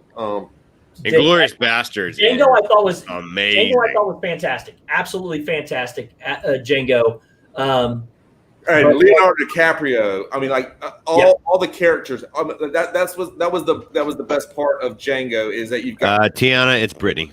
if you've got four, I think I was saying Bethany, but you've got four actors out there. Bethany, Bettany. It's Brittany. But so one of my top 5 actors of all time is also in Django, and that's Christoph Waltz, who was also in. That dude is amazing. I think his personality is freaking amazing. Who? That Christoph guy. Well, so he was Quentin. He is. I love his just his chill attitude, and it's just so demonish. That in life or a movie? On movies, yeah. In Inglourious Bastards, he was cold. Yeah, he was not. Yeah, he was. No, he had the best attitude, and he would just sit there and be like, and so I loved his the way he played it was amazing. Doctor in Django, and he's fantastic, absolutely fantastic. I'm thinking of Inglourious when he's the commander, the German commander, and he's he'll just sit down and he's just so demonish, but he plays it so well. He's that opening scene where he goes through that where they're hiding under the floor house, and he sits on the chair and he's yeah. Wow, he's so good. Nuts. All right, gents, I gotta head out. I gotta get up in the morning. So yeah. All right, brother. See you, Dale. It was good seeing you, buddy. Yep, you guys are well. Have a good night. Bye, Dale. Dale, thanks for joining, brother. Yeah, I'm gonna head out too. My son's got baseball. I gotta get up at 6. Oh, goodness. I was up at 5:30 to get into a game for 7. So no Call of Duty then tonight, huh? Oh no! After this weekend, his baseball's done. So there you go. So we'll see more Ron on the. Oh yeah. Yes. All right, guys. Good night. Hey, Ron. It was All right, nice buddy. Good night, Ron. Nice meeting you. Thanks for joining. Yeah, thank you. One of the movies I like recently was, it's not recent, but The Town. The what? The Town. Yeah. With yeah, I did see that one. With what's his name? Ben Affleck and the one about Boston, right? yeah. Well, yeah, The Town. Hey, listen, me and names are but there's what's the other one? It's like a foreign country to me. It's you could spit out a name and I'm it's like I'm in the Peanuts. It's wah, wah, wah, wah, wah, Charlie Brown's teacher. Well, I know this is a Disney Channel and or streaming family and whatnot, but one we've seen recently that is really good. The 2 movies is Maleficent.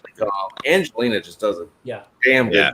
I thought the second one was better than the first one. Yeah. Yeah, I thought so. I thought they were equal. Usually they one falls off the other, but I thought they were pretty good. She crushes it at that. Yeah. Yeah. She's good. She's a good actress. One of our. I saw her in person. Pretty excited about that. Is when you see her, is she just like movie star? She was on stage. It was at D23 and she was 500 feet away. So you got a good look. But we made eye contact and she was like, Shep family. I was like, she was like, you have 4 kids, I have 7. We have something in common. I know. You're Shep, and I'm like, you know me. That's about as believable as Ariel saying "zippity doo dad." Yeah. Hey, you can think it's not. I've heard a backstage story about that. Of not what? There, but wait, what? About the Shep thing with Angie? No, not that. The zippity doo dad. No, me and Angie go way back. We went to high school together. Didn't you teach Angelina Jolie all her stunts for Mr. and Mrs. Smith? I did. Actually, I taught her acting. Great movie. That is a great movie too. I actually taught her and Brad how to act. I'm not gonna lie. I will say I enjoyed her movie. What was the one where they would throw bullets? Mr. and Mrs. Smith. Oh, the ones where they could bend bullets. Yes, they were. Oh yeah, that's. Man, it wasn't Shooter, was it? No. That was a fantastic movie. Absolutely fantastic movie. But it was was it Rounders? No, that's a card game. No, that's different. No, that's Tornadoes. That's Tornado. I forget. Oh my god. Let's talk about Muppets Take Manhattan. Oh, that's a good movie. Yeah. Actually, my favorite Muppet movie is Muppet Treasure Island. Yeah, that's a good one. My favorite Muppet movie is still always going to be Muppets Christmas Carol. That's good How too. can you beat that? That's probably. But I saw Muppet Treasure Island in theater when it came out. That's just showing your Has age. anybody watched the new Muppet Show that's on Disney Plus now? Did it come out I've yet? seen the first episode. Yes. Yeah, the second episode. Is it good? It's not bad. The Swedish Chef stuff, I just laugh and die. It's typical Muppets, right? I thought the ABC stuff was good, and I heard why they discontinued that and took it over here. Wanted. Oh my goodness, Stacy threw it out there. Wanted. Which is crazy. Is so Josh Gad was an executive producer on that, and they were butting heads over the writing or something about that. And what did it last? One season over on ABC? Yeah. But that was also like, I mean, it was weird because Piggy and Kermit was split up, and she was it was a weird tact for them to go with it. Yeah. Well, they tried to make it more appealing to adult audience, and I thought they did a good job with it. I liked it, but I did too. I thought it was hilarious. The only Wait, thing did I they get could a say- divorce? Yeah, something like that. They were It had no like they an were off- separated. it had like the Wow, office how feel new of age. Muppets. The only thing I could say about the first episode of the new Muppet Show, to me, the first time watching it, it was almost like you were watching ADD. It bounced really quick, and there was there was like almost no smooth. Like you would have the smooth transition with the old Muppet Show, you know, like it would bounce from one sketch to another. There was no like it just. To maybe the second episode, I haven't got a chance to watch it, but the first episode, it took me a while to catch it. The best thing about it is it brought Walter back into the Muppets because they didn't bring Walter into the ABC show. I like Walter. He's a cool dude.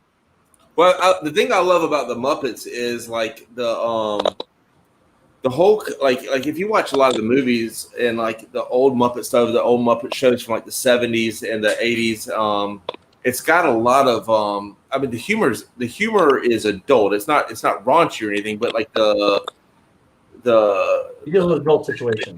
The catch, the joke and everything is a lot more like sophisticated, if you will. But more, you could actually say stuff back then without getting crucified today. Right, and so I mean, even if you go back then, like a lot of their guests were like adult, like people our age who've been fans. Like Dean Martin was on the show, like Frank Sinatra was on the show. Like I don't quite understand if my like 12-year-old niece and nephew are going to understand that, like when they watch that. But it's just like I love that about the Muppets. It's like it's going to be appealing to the kids, but like the adults can sit there and watch it too. Like I mean, it's like it's great. Yeah, I agree. That's why Wanted is the movie that they threw. Stacy threw it out there. Wanted. Okay, good. And that's one of my special surprises tonight is that I'm actually going to be starring in the next Muppet film. I heard that. I heard they canceled all future Muppet films. No, it's coming out in 2022. I heard that. I heard they got you like as long as you did it pro bono. No, they're paying me. Really? They're paying me. I mean, it's not a lot, but I mean, it's I heard they wanted Kelly first. Though. Are they paying you in Mickey bars? So I do it for Mickey. I may have been the last person to be called on the list, but I did say yes. And 2021, the new Muppet movie, I'll be in it. Nice. Mickey fan or Lisa from Mickey fan. That's one of my wife's favorite Christmas shows is Emmett Otter, which is still a Henson project. I'll tell you I like Fraggle Rock. I love Fraggle Rock. Like Fraggle Rock. Yeah, Fraggle Rock. I have them, so. And I know you guys were on the Dillo's Diz podcast in the past. Yeah. This past Thursday's podcast, they actually had the current president of Jim Henson Legacy. Oh wow! Really? Yes. Are they still Henson run, or does like Disney own them, or? Well, no. See, I mean, I think this is like an organization where it's called the Legacy, and I know like Disney owns the Muppets, somebody else owns Sesame Street, somebody else owns some of the other stuff, but this is this guy started off as an intern in the Jim Henson Company. And if you get a chance, I mean, I don't want to just promote a podcast without your approval. Do. We love Dillo's. Right away. Dillo's Diz. If you check out this past Thursday, I listened to it on a car when I drive out to. I deliver groceries to a family member, and I put it on. It's a 20-minute ride, and I listened to it. I don't listen to it all, but I'm telling you what, check it out. It was a. I mean, the guy pretty much said, like he was working the day after Henson passed away, and all of this stuff, and he, like the first time he met Jim Henson, and check out. I thought it was a very good podcast. And I didn't get all the way through it. Caitlin, thank you so much for joining. Have a good night. All right, have a good night. Good night. Yeah. I know you guys were on the Dillo's Dish, so I don't think that you would mind me bringing that up. Oh, no. Yeah, they're awesome. Shep, I didn't mean to jump on set and tell Tracy go ahead and promote it. I thought he was going to promote Jim Henson. No. I loved it. Yeah, I was like, they're awesome. promote Jim Henson all day long. Like, actually, I love the Muppets. If anyone has the link for that, send it. I don't have. I mean, I listen to it on my podcast on my Frank and Jen are on awesome. my iPhone. Yeah, and she wasn't there because she lost power during a hurricane. So it was. I think it was him and the husband from Monday Morning Monterey. Yep. So, just out of curiosity, like if you don't mind, like what's everybody's favorite podcast to listen to? Like, I listen to like 1 or 2 or 3, but like they're good. Brandy and Dave. Just say Brandy and Dave and get it done with. Brandy and Dave.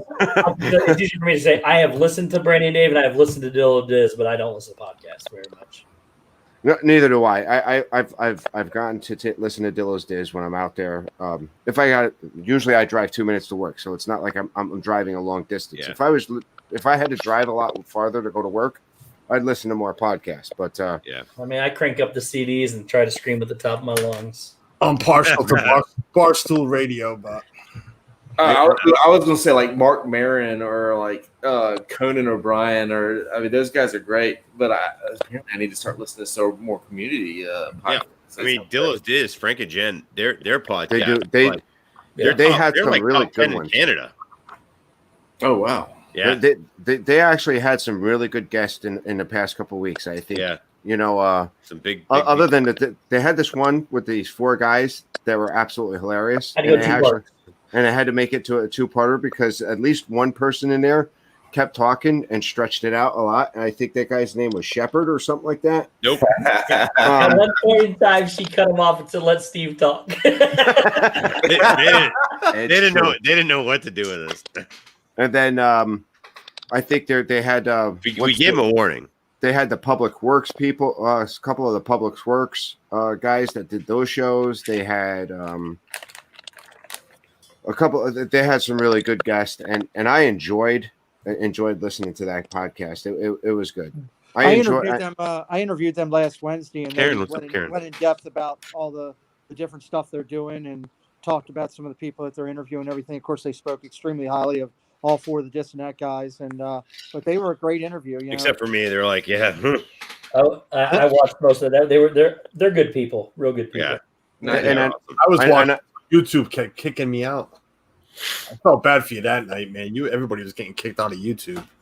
It was what it was, but the replay seemed to be okay, and God bless Jen. She was out in her car at her parents' house, trying to do the interview with us because I offered to redo it at a later date, and they're like, "No, we really want to do it." And then we talked about just me doing it, with Frank and having her on the phone. But they were fantastic, and because they came on and did a show with me, I've got another podcaster that reached out to me, who's pretty big, according to talking with Jen and Frank, called Disney Assembled. It's a father-daughter team that does all about Disney. And awesome. I'm interviewing them in a couple weeks now because, Frank and Jen were kind enough to come on and do my show. So awesome. It's nice. Yeah, it's good people. I do know that you have a special guest coming on soon on a Wednesday night. Well, you know the story with that. So, the guys might not know. Yeah. Ken's is going to do one of those Wednesday night shows. Right. And then she actually volunteered herself for one of his Sunday shows. And I told her no at first. I said no. And she's like, "I'm going to be 19. I can do this." And I said, "You're going to ask your father first." That's exactly what I told her. I did tell Pete that I know that he lives in Baltimore, and I know that he can't outrun me. So,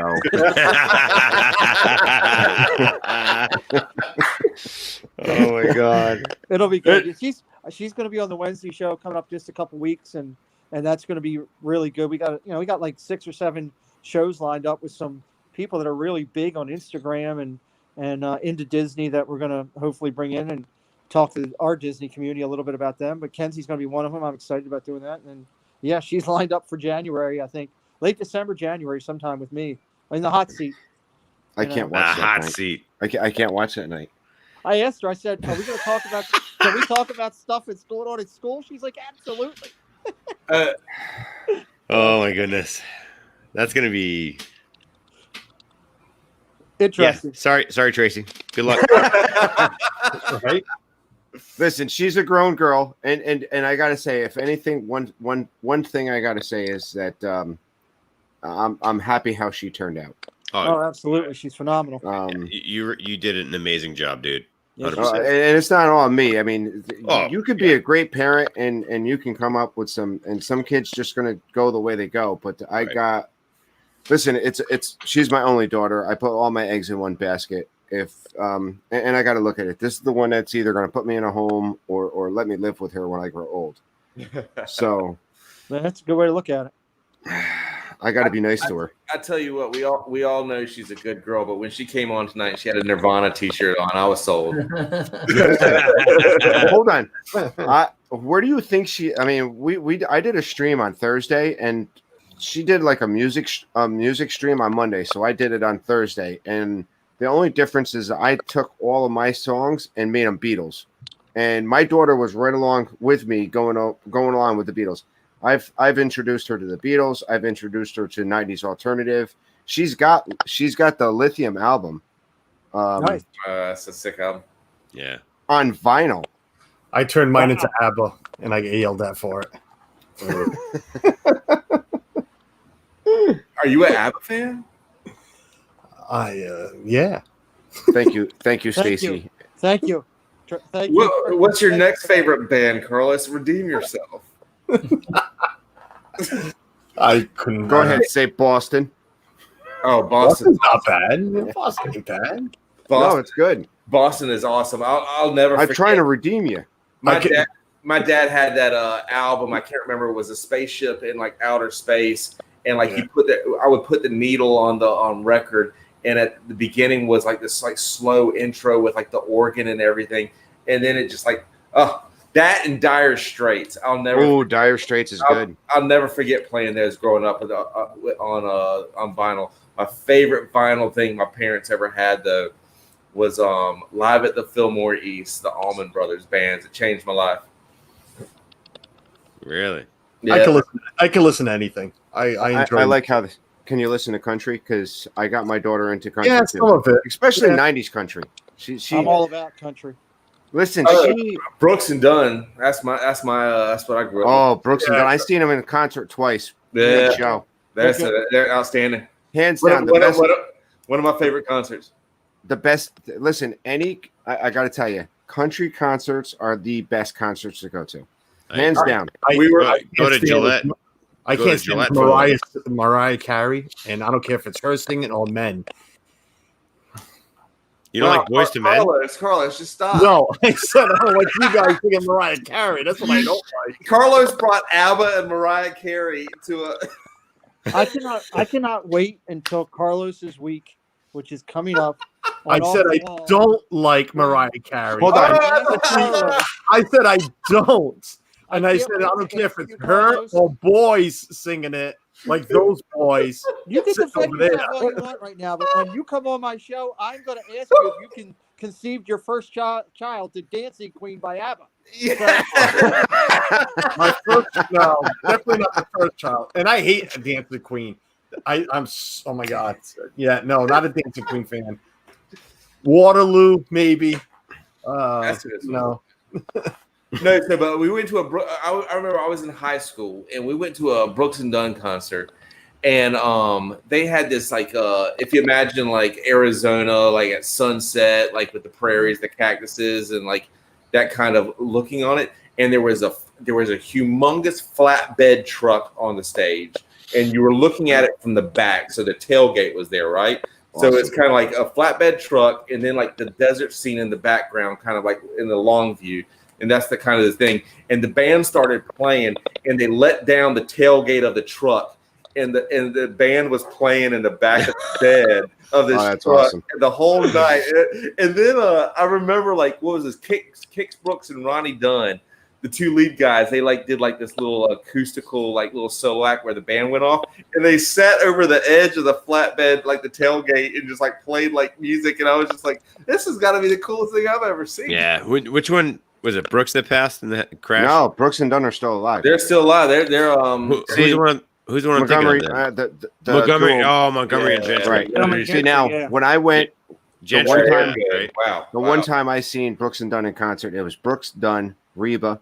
Reba. Their opening acts was Montgomery Gentry. I And there was one more opening act, but that was one heck of a show. I seen it in Albany. It's currently the Times Union Center, but I think it was the Pepsi back then. And that was a great show just because, come on, I got Brooks and Dunn and Reba all in one show. Let me tell you, the greatest show that I ever got was phenomenal. It was Garth, Trisha, and an unknown person that had just started out called Brad Paisley. Ooh, really? For him, and it was phenomenal night. And he can roll on guitar. Let me tell you, Brad. So Hershey was one of my clients. They gave us free tickets for Brad Paisley this one year, and nobody I have the whole Northeast, and I was the only country fan. So I went and saw Brad Paisley up in New England, up in Portsmouth. Gillette. I saw him. I was there. Okay. So yeah, that's right. I saw him there. I saw him in Philly. I saw him in Baltimore. I saw him in Virginia. And we went backstage every time. When I got to Virginia and went backstage, I swear to you, this is a true story. He looked right at me. I was with my wife, and he says, I swear, he goes, "Are you some kind of stalker?" Hey, did anybody notice that Steve checked out as soon as we said country? Hey, yeah. He's not a country fan. He was like, I'm out of this. I'm with them. I mean, I rather listen to Metallica or Metallica. Listen, the best. There's nothing wrong with Metallica. I'm just saying. I hate country. I hate heavy metal. Sorry. Sorry. That was everything else. That was everything from opera to classic to pop to everything else. Hate country, hate heavy metal. Country, and I can listen to certain people like Garth Brooks. I love his stuff. My dad met what's his name from Aerosmith? Lead singer. Steven Tyler. Because they grew up. They're from Mass. Yep. And they went to the same high school as my mom, I think. And my dad went. Wait, are you high Steven school. Tyler's son? The Pickers, the American Pickers. Liv might be my sister. No, he went to go pick up my mom or something like that at the high school. And he walked into the gym and they were in there getting ready to do a concert or something, and he was just shooting the breeze with Steven Tyler hanging out, and that's awesome. So he's cool. This is way back. Tyler's wide open, man. The way you see him on videos and everything, that's how he is. I met them all when they did a video for Crying. They filmed some of it here in Fall River at an old church. The church scene in that video, they filmed it all here, and the place was mobbed. And they'd come out, shake everybody's hands, say hi to everybody, and just chit chat, and then go in their trailers. Crying's a great song. I thought there were resurgence in the mid '90s when Alicia Silverstone was in every single one of their videos. Almost, yeah, that was the early '90s, right? That was such a great era of Aerosmith, and I mean, my first. What was the movie with? They go out to outer space. Oh, that was. Oh my God! For the asteroid. Which movie? Asteroid movie. Bruce Willis and. Armageddon. Armageddon. Yeah. That was awful. That was the that was a song, but that was the song they played. My first introduction to Aerosmith, and it's because I was a kid, was the crossover they did with Run DMC. I remember that. A lot of ours. Yeah. Walk This Way. Walk This Way. Yeah, Walk This Way. Where they pound through the wall. Yeah. That was. What's cool about that is I seen a documentary, and they actually started playing with Walk This Way before they kind of contacted them. They were doing it on the streets and stuff like that. And I guess the one guy would get mad if he heard Steven Tyler actually start singing. And then when they finally got together and made that video, I think Aerosmith blew up a little because It increased both of their. Stacy. Yeah, they opened up to both of them. I mean, And Tim, thanks for being here all night too, buddy. Appreciate it. nothing beats MTV in the '80s. I mean, like and Aerosmith. Ragdoll. Oh yeah. Living in an elevator, loving in an elevator. MTV in the MTV in the '90s was good. Dream On. Yeah, yeah. Once MTV stopped playing I have videos, that on my CD in the car right now. Yeah. Hey, MTV Ryan, now is I horrible. saw, It's a shell. Ryan, I saw down at the Ryman one night. I was down in Tennessee with one of my Ooh, clients. that's a good spot. And yeah, it was phenomenal. And we were there, and it was for an Alan Jackson night, which was great because we got to see AJ open up. But hey, people just pop in. Well, we're sitting there, and they're about to finish, and Jimmy Dickens goes, hey, I can't. Little Jimmy Dickens. Little Jimmy Dickens. He goes, hey, I can't do this without friends. And all of a sudden, friends. Without some friends, and Brad Paisley. Like Dev there. Brad Hey, Paisley and Carrie Underwood came in through the back door and came in and did 3 songs and then left. It was phenomenal. Hey, I had a shot with Chris Stapleton. Nice. Now that is a bad AMF. I Is that love a that. country guy? He's great. Oh, Chris Yep. Stapleton's is Chris Stapleton is got some vocal range. I was in we were in Nashville. We went to Country Fest back in like 2010, and he was there. He wasn't even like, he was just playing bars at the time. He wasn't even like where he is now. And one of the bartenders was like, oh, he's gonna be really, really good at some point. He's gonna be famous. And he come over, we hung out, and that's cool. Had a shot with him. That he and like his wife, they're co-songwriters, like a team, and like she's his backup singer and sings along with him on stage. They're outstanding. Yeah, they are. And then, one of the big country cats now. Like I'm kind of with Steve. Like I'm hit or miss country. Like I don't listen to I like the older country, like the Waylon Jennings, the 90s and the 80s and 90s. And I'll go back to like the Willie and the Waylons and the Johnny Cashes, and then I get into like a little bit of like old Tim McGraw. Like I'm a Cherokee was like I'm a Cherokee outlaw. Oh, Cherokee outlaw. Cherokee and Choctaw. Don't Take the Girl and all those. Those are I mean, make out country, right? But that's the new but we definition. We got a badass here from North Carolina right now who's doing pretty good, and that's Luke Combs. I mean, he's got some good songs. Luke Combs is crushing it. He's really good, and he's from our hometown, the Appalachian State, and all that. So he's I know this is a shot in the dark, but name his most famous song that I don't even know who that guy is. What maybe have I heard my sister playing or something? What's the beer song that Luke Combs? Was it beer doesn't beer never did me wrong or something like that? Yeah. No idea. Listen, he's good. He's more of that country, like Chris Stapleton, Luke Combs. That's the country that I like. You know what? So not pop country. I mean, there's some pop country I like, but the pop country is not my cup of tea. I don't even know how you fit Chris Stapleton. Like, I don't even know that you can like necessarily like pin him to country. Like, well, when he sings, does he lose his house and dog?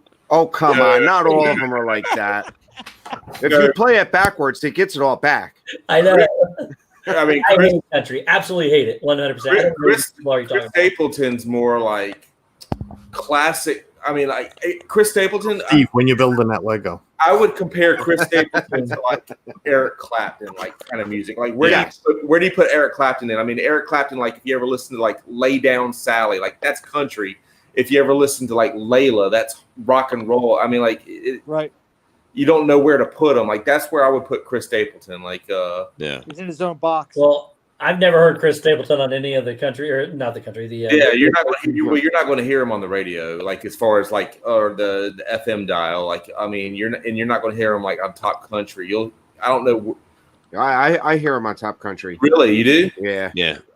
His most current one, I'd Be a Millionaire or a Millionaire. That's a good song. But it's not that bubblegum. It's not country pop. And the That's same what thing Keith with was Luke saying. Combs, and the same like Right. it reminds me of like Yep. you know George Strait, Randy Travis, that era, that early '90s era. And I think Carlos and Steve want us to switch subjects because they're. I don't care. I'll sit here and listen. Hey, Lisa from Fan 71, Beer Never Broke My Heart. There you go. Beer Never Broke My Heart.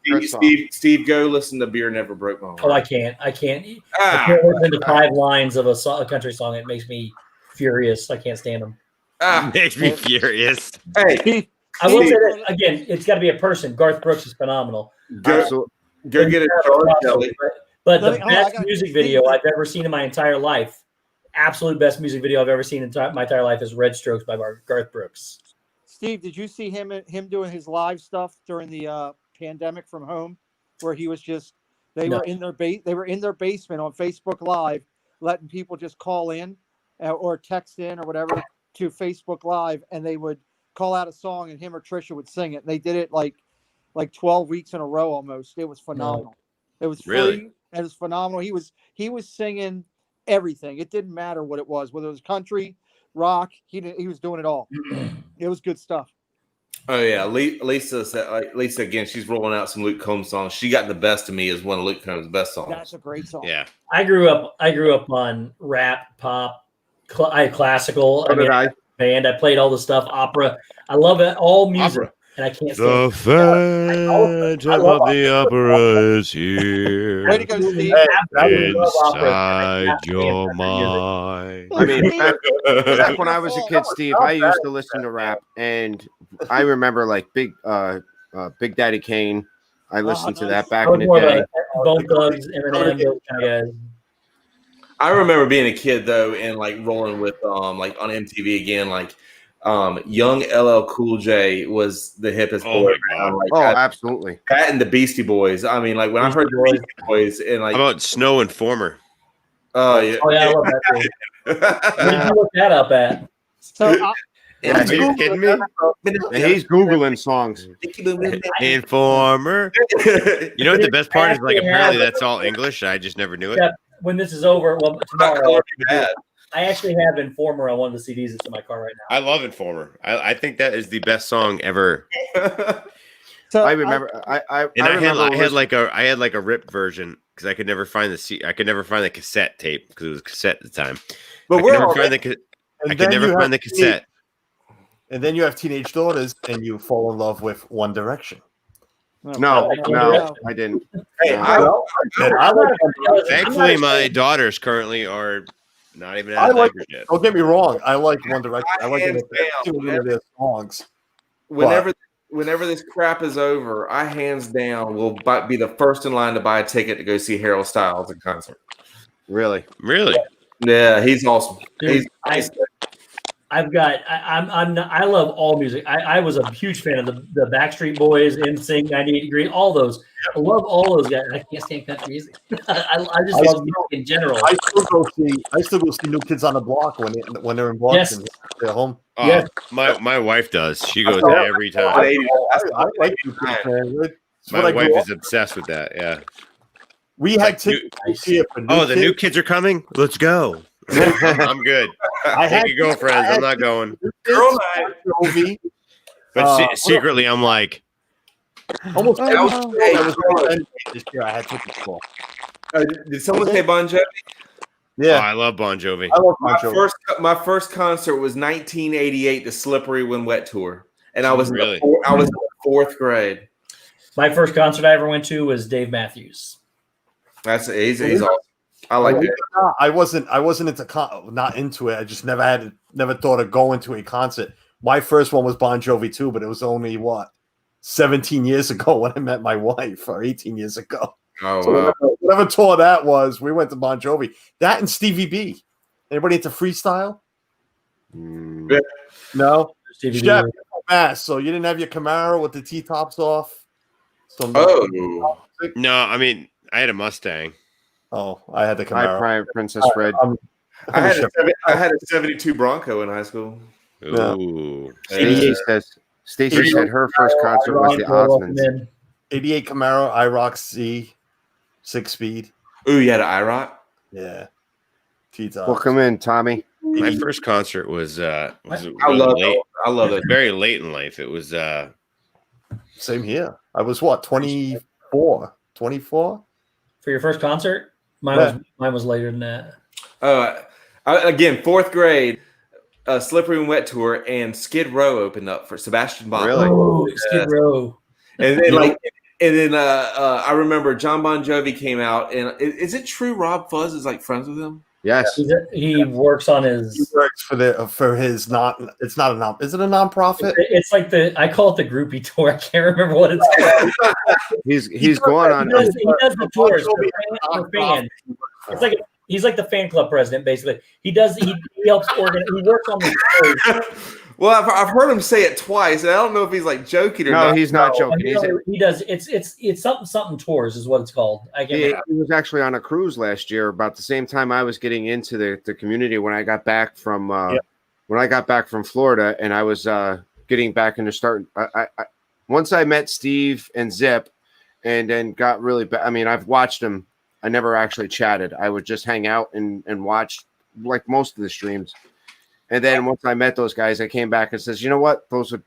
I'm going to get into the chat. And then what helped me out was the football stream got me into actually chatting a little bit more because I had somebody to talk football with. I lived with 2 females who didn't watch football, so that helped me out. I think the first one I watched, I think Pete was there. And then Pete got sick, and then I picked up watching the rest of the guys. I got really good in them, started getting more involved in chat and all that other stuff. He was on a cruise at the time with the Bon Jovi group, the whole Rob Fuzz. So when he came back about a month later, and I was like, "Who's Rob Fuzz?" and then got to know him too. Shelly, you're my idol. I swear to God. To see the Scorpions twice, I've seen them once, and that wasn't enough. Have y'all seen that commercial where it was? I think it might be like a Geico commercial, or whatever. And she's like this couple. We have like a rat problem. Oh, that's a great commercial. I love it. Oh, you know what it is? My first concert I ever went to was Fall Out Boy. Ooh, good one. Yeah, that's a good one. I like Fall Out Boy. Marguerite. Yeah, I was like, that was like my jam back in like the late 90s or early 2000s. I was a big fan of kind of in that group. Was it All American Rejects? Yep. Yes. Yeah, Rufio. Yeah. That whole alternate Green Day, all those guys are right there. That's Blink 182. They're all Coheed and Cambria. I mean, I think all of us probably had the Green Day album Dookie. I mean, my God, 1994, baby. You put that in your CD player. You remember like when cars first came out with CD players? I think we all started driving. And then that's exactly when we all started. Well, you literally put that in the CD player and just like hit play, and from top to bottom, it was awesome. And then you had the secret one, which was at the very end of the last one. You had to wait. I'm all by myself. No one was looking. Did anybody back in that day? We're all the same age too. Did anybody have like the Adam like comedy album? Oh yeah, where like Welcome to Worcester. Yeah, 25, please. Shit, A-Bait. What was it? I didn't. You cut out. The Adam Sandler comedy album. Oh, might have, yes. I can say some of those songs. The song with the how do I put this? We'll talk off stream. Sloppy Joe, Sloppy Joe. Sloppy Joe's was fantastic. Sloppy Joe, Sloppy. And then some of the songs he sang on Saturday Night Live, and then when he put it on concert, he changed the words to what he really wanted to put in. Right. Yeah. His Farley song is unbelievable. Have y'all Chris seen Farley? You know who loves Chris Farley? What's up? Me. Tina Marie Photography is a huge fan. I love Chris Farley. Oh my God. Beverly Hills Ninja? Are you kidding me? Tommy Boy and Tommy Boy is like Black Sheep. When he goes rolling down that hill, dude, and like when he rolls down the hill and comes through the cabin, I mean that's hilarious. And see, that's another actor I can't stand though is David Spade. I think he's terrible. Oh, but he was so good with Chris Farley. Yeah, Chris he just Farley. fed Farley the lines. That was great. When he was in Yeah. Tommy Boy, and they were in that car that Little man in a and big. it rolled back the top in Fat guy in a little coat. Fat guy in a little coat. One of the other things I love where he backs into and he rips the door off the hinges at the gas station, and then David Spade over, he goes, "What'd you do?" What did you do? what's the butcher line? Like, I'm not gonna stick my head up the bull's ass to get a look at a T-bone, but I'll take the butcher's word for it. Yeah. The part when they had the deer come back to life in the car was, I just was in tears. That was hilarious. Oh my god! I mean, Farley was so great. For those kind of comedies, though, for me, it's Dumb and Dumber is the best that's ever been made. It's an incredible movie. It's one of my favorites. There's just so many. Well, we use some of the skits. that's stupid funny, which that's like my humor. I love So stupid funny. Like the first Austin Powers was great, and the second Austin Powers were great, but the third was Who would think the first two guy was that good. wrote Dumb and Dumber would ever win an Academy Award for such a serious movie like Green Book? But I mean, what is today's movie genre for stupid humor like that? I mean, like, what is the last one? Really, what is? Well, see, the thing is, comedies aren't doing good in the box office. That's the thing. Right now, Because nobody has a superhero sense of humor anymore. Superhero movies are pretty much dominated most of the box office. They are. But and most of your comics and movies, they're going straight to Netflix, straight to Amazon, straight to something because they don't do great. I think the last one, Impractical Jokers, guys, they did a movie and it didn't last long in the movie theater. It went straight to. The Super Trooper guys and does that. I mean, those are funny, but it's still not like the brilliant comedy like you would have the Will Ferrell with Vince Vaughn's like old school. Give me a new Caddyshack or another good Caddyshack type movie. Yeah, you can't do that today. Oh, It's not that you can't. It's the generation too won't. that is true. They But, won't get movies. Even if you look at like the National Lampoon's franchise, I mean, they started with Caddyshack. I think what was the first National Lampoon? Wasn't that Animal House? I mean, you could never do Animal House again. But what was it? 15 years ago, they started making movies that were like unrated, like NC-17. I mean, it's just like it's like I'm not here to see like the party. What about Porky's? Remember Porky's? Porky's out. No way could Porky's You ever be made. imagine Porky's now? Oh, You couldn't do it. You could know, never do it. To be honest with you, I didn't even like those movies. All those older comedies, I didn't think were funny. I didn't. Really? I'm more into, like Dumb and Dumber. Step Brothers is fantastic. Yes, of course, Step Brothers. Those are funny to me. Well, that's because Will Ferrell still had that kind of comedy to him. Right. Yeah, American Pie is what I was going to say too. American Pie franchise, the Hangover franchise. Those are my kind of comedy. I mean, that's late '90s. Did you ever watch like Mel Brooks, like the history of the world? History of the World Part The One. only Mel Brooks one I really was okay with was Men in Tights. I loved Men in Tights. Oh man, Men in Tights was a good movie. And Andy J showing his age because he put Fast Time at Ridgemont High. Great movie. Great movie. I love that. Definitely an '80s movie. Was that Lisa Kudrow? Oh yeah. No shoes, no shirt, no socks. I like Biff. What about 80s movie? Uncle Buck. Uncle Buck. Boom. Oh, John Candy, another one. Though. It was okay. It just wasn't funny for me. I mean, Are you kidding me? The line where he's talking about the bug and the gnat, and he goes, "This axe is so sharp it can circumcise a gnat." And then the girl was dating a guy named Bug. His nickname was Bug. He goes, "Oh, check that out, gnat, bug, gnat, bug." Do you see the coincidence? Oh my goodness! I'll give you. Andy J's a girl. I'm sorry. I'll give you a quarter to go downtown and get a rat and all that thing. Good movie. It's a shame with Belushi and Candy and Farley. They could have been going so fast. I mean, what did we lose? Well, I think John Candy wasn't quite chemically related, but his was his heart. Oh, he had a heart attack. Yeah. But But the other two, yeah. But he would sit down and eat a 50-ounce steak and think nothing of it. That's why he was Oh, 400 pounds.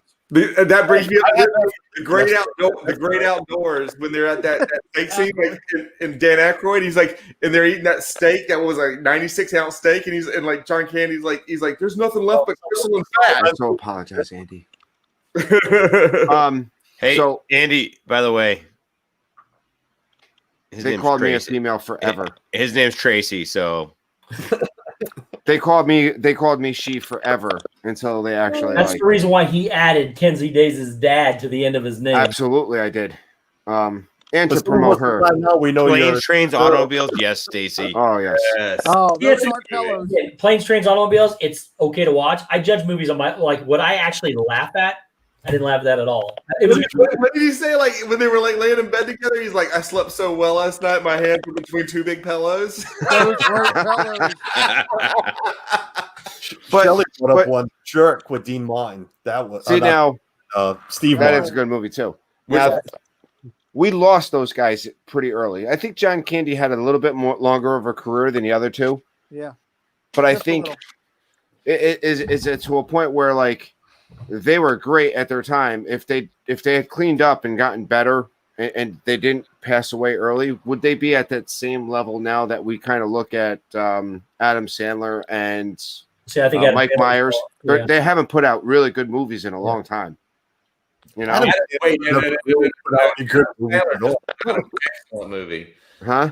Adam Sandler just put out an excellent movie, but he was not his like slapstick. No, it was. He just wanted. He was nominated. I think. Yeah, he was nominated for a Golden Globe for it. Which one? It's the one. It's like a one-word name. I just looked it up. Yeah, a minute he's a ago. jeweler in it. Damn it! I just saw it. It's not like it's something. Oh like yeah, yeah. It's a weird one. But Spanglish was good. Well, no, I mean, I'm talking about those comedies. The yes, the comedies. I mean, I The think one of the Waterboy. recent ones that Adam Sandler put out was, I think it was like a rip on the Hateful Eight, and it was something like the Ludicrous Six that was straight to Netflix, which was absolutely horrible. And I cannot believe I sat through it, and I'm like, this was. I mean, other than I think one of the best ones that they've done recently, that whole group was what's the one where they're all at the cabin?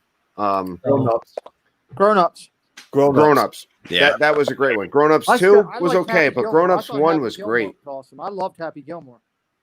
Oh, listen, those movies were great. I think recently, I don't think he's done anything that's as far as his comedy goes. I don't think he's done anything that could stand up in a movie theater and bring in a crowd. Bewitched 728. My Cousin Benny, classic. Oh yeah, Very good. Oh yeah. You know what's funny with Adam Sandler is it's shocking more. It's the friends he has and the cast members he has in his movies. You figured they'd do better. You know, like Right. the people he's got in Grown Ups with Chris Rock and Spade and what's his name, James. Kevin James. Kevin James. Right. You figure those movies would do better with those actors, or he'd write a better movie with the friends that he has in the business that he can get into the films. But he hasn't put out anything. He also went with a deal with Netflix. Like whatever his next couple movies went straight to Netflix. I think he made a deal with that because they weren't making anything in the movie in the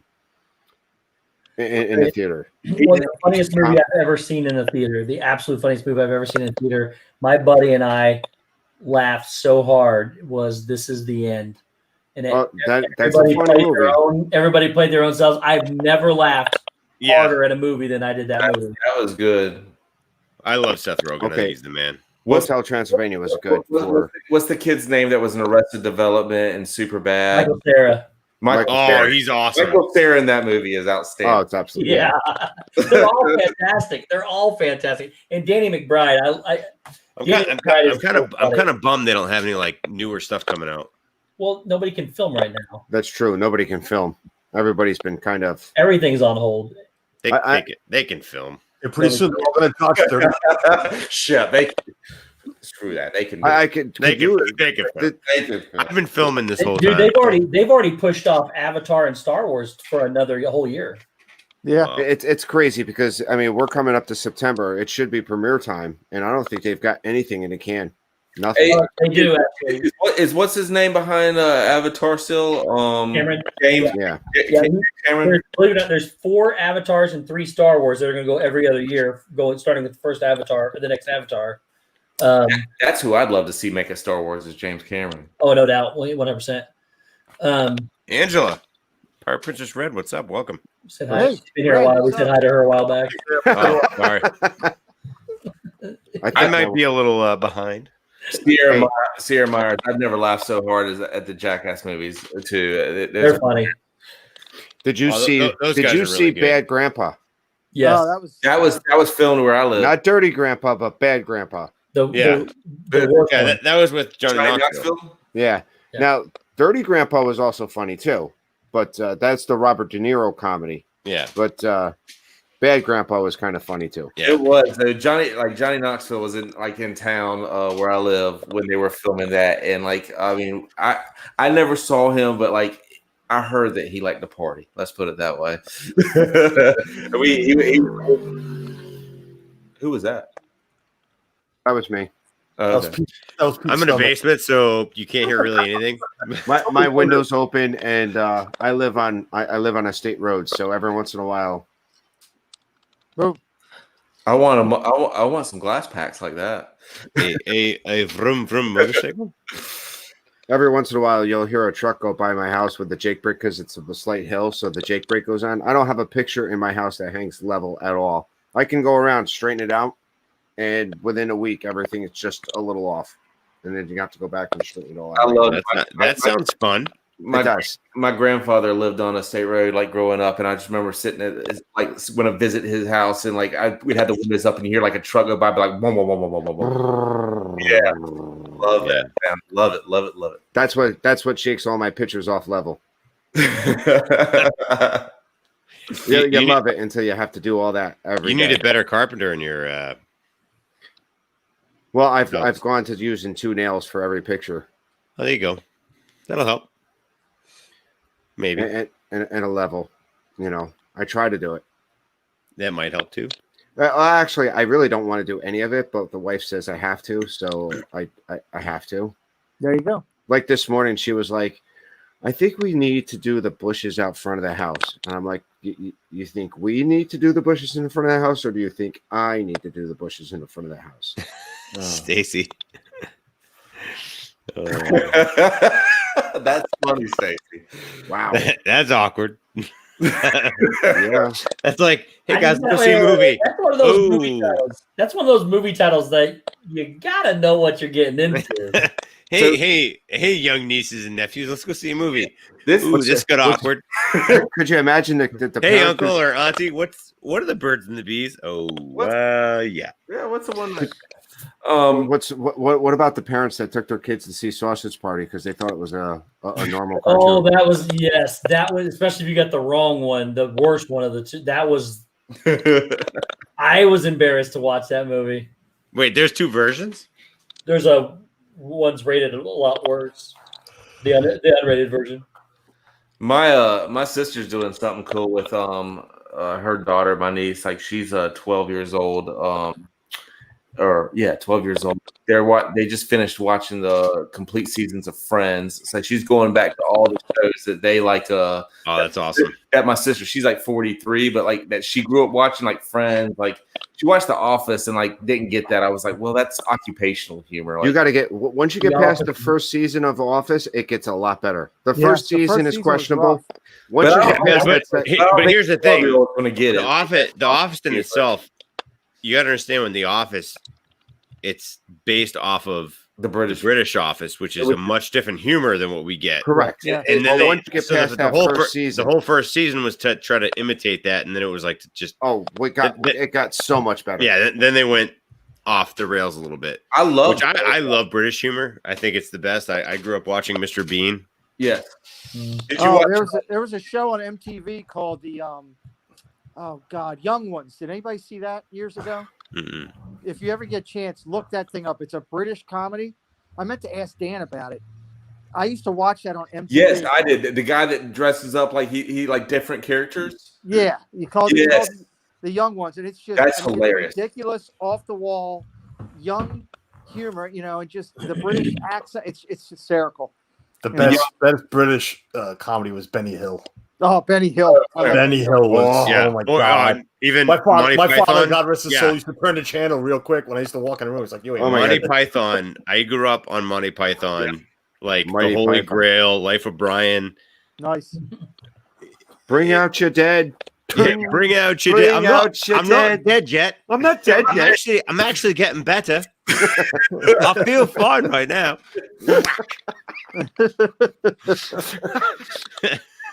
That was like I literally brave Sir Robin ran away. He ran away. You don't like Mighty are the Python? knights who say me. Yeah. You don't like Mighty Python? I hate Monty Python. I hate Benny Hill. I hate all. Oh of my them. God, Monty Python was the best. They're just not funny to me. I don't know. It takes a lot to I get am me to Arthur, laugh. King of the Britons. It takes a lot to get me to laugh in a movie, and none Are of you them now? at all. I challenge you to a duel. It's only a leg. I've got another one. I'll bite you. Well, hey, All right. We'll call it a duel. What's the cave that they got to get in the Holy Grail and the rabbit, the rabid rabbit? The holy hand grenade of Antioch. This is my whole counting thing. My whole counting thing is over based on this whole show. Thou shalt not count to 2 because 2 is too little. 4 is too much. 5 is outright. That's how he measures the 2x4s. And 3 is the number thou shalt count. Perfect. Oh, Abbott and Costello. Someone put in Abbott. Yeah. I remember watching all that It's stuff. only a flesh wound. Who's on first? I mean, like, who's on first? That's classic. It's the best piece of comedic writing ever. Yeah. I watched that. Actually, I had Michaela watching that with me once, and my wife was laughing. She looked at it right at the end. She's like, "That's stupid." I grounded her for a day. I said, I'm "Get not in your a room." witch. Abbott Costello, who's on first, is not stupid. You're grounded. When I was doing my instructor, course over at the Fire Academy, it was for Fire Instructor 1, and then one of our projects was you had to do a 20-minute lecture, and you had to use a couple different pieces of media. One of my fellow students actually used Who's on First in his projection in his slideshow because he was doing something about communication and a lack of communication, whatever. And I'm like, dude, you snuck in Who's on First in your project. That is epic. That's nice. I'm not a witch. Some of my favorite stuff. Why do you say she's a witch? Well, she looks like one. You see Jonathan Chong? She put the nose on it. What is it? Your mother's a hamster. We did do the nose and the hat. She turned me into a newt. He's off track. Well, you don't look like a newt. Shep's off. I got better. Shep's on a roll. I fuck in your general direction. You know I what? in the general direction. What? I just thought Ryan dropped an F-bomb just now. You what? I thought he did too. It's that time. I thought I thought you said it too, and it would have been the best part about the British comedy we've talked about so far. Actually, True Blood. This is country music. Take 2 for Steve. True Blood. This is the country music. I watched that with comedy my right wife, and it was a great series. I love True Blood. I wouldn't let my daughter watch it when she was young. But, there's a lot of. I like Blue Blood. What's the word? True Blood. What's the difference? There's difference. Sex scenes, maybe. Might be. I think I would rather watch True Blood than Blue Bloods with sex scenes. I'll tell you that's for sure. Not a Donnie Wahlberg fan, are you? Your mother was a hamster, and your father smells like elderberries. Yes, Jonathan Chong said that. That was hilarious. And so did Tina Marie. Off the rail right now. Oh, we're so shot. Oh, I like Ted with Donnie Wahlberg. Ted. Oh. Ted. That wasn't Donnie. That was Mark Wahlberg. But okay, that was Mark Wahlberg, and that was funny. Alike to me. But Ted too. After he opens up the computer, and he goes and he looks at his search history, that was epic. Yeah. Epic in Ted 2. No, we got to put this in Haba, and they go and deep dive it and put it because they were like nobody could see this. Nobody. And Shelley Starwalker, yes, True Blood was a book and a TV series and a book series. And the difference with HBO did both of those series. HBO did and Shelley, and actually Shelley, I remember it was that on YouTube before too. Before you changed it. Shelley, I'm scared to watch what Stacy is sharing over there in that link. Who's our first naughty 90s? My favorite part. Sorry, I'm like so stuck on Monty Python. Oh, you are. my favorite part. Life of Brian. When they're doing the scene where they're coming out. Oh, I might lose y'all. They're coming out of the jail. And they're going up to the guy, and he's saying like guilty or innocent, and he goes, "Guilty? Oh no, innocent. They screwed up on it or whatever." And he goes on and on. He's like, "Oh, okay, you're all set." He's like, "Oh, I'm just kidding. I'm guilty." Like, I got to bring that up. Hold on a second. I'm gonna find it. But then, I mean, like the original Monty Python series, what before they did the movies, like if there was that one skit they were doing, and they're like, "No, this sket's horrible. We're just gonna stop." You know, they were doing sketch comedy before Saturday Night Live was doing sketch comedy. Yeah. You know, it's funny. We talked about Candy a lot tonight, and I think about John Candy. One of my favorite lines from him, from one of his movies, is when Shep's going off track and just going.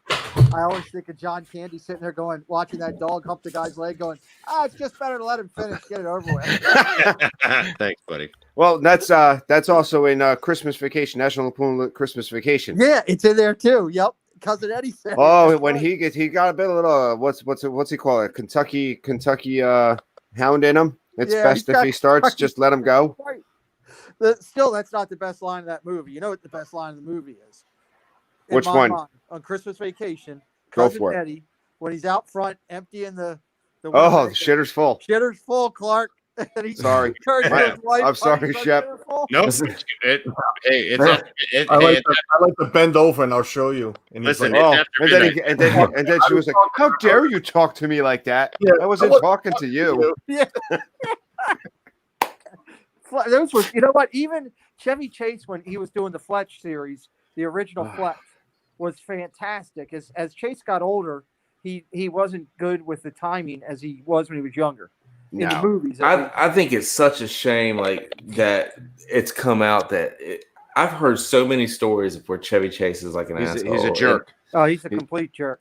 And I can't. But he was a jerk back then. Even during those series like Vacation, European. Well, like Vacation. him and Bill Murray back from Saturday Night Live. I mean, that's why I was just. That's the thing. They weren't actually on Saturday Night Live together. Bill Murray replaced Chevy Chase.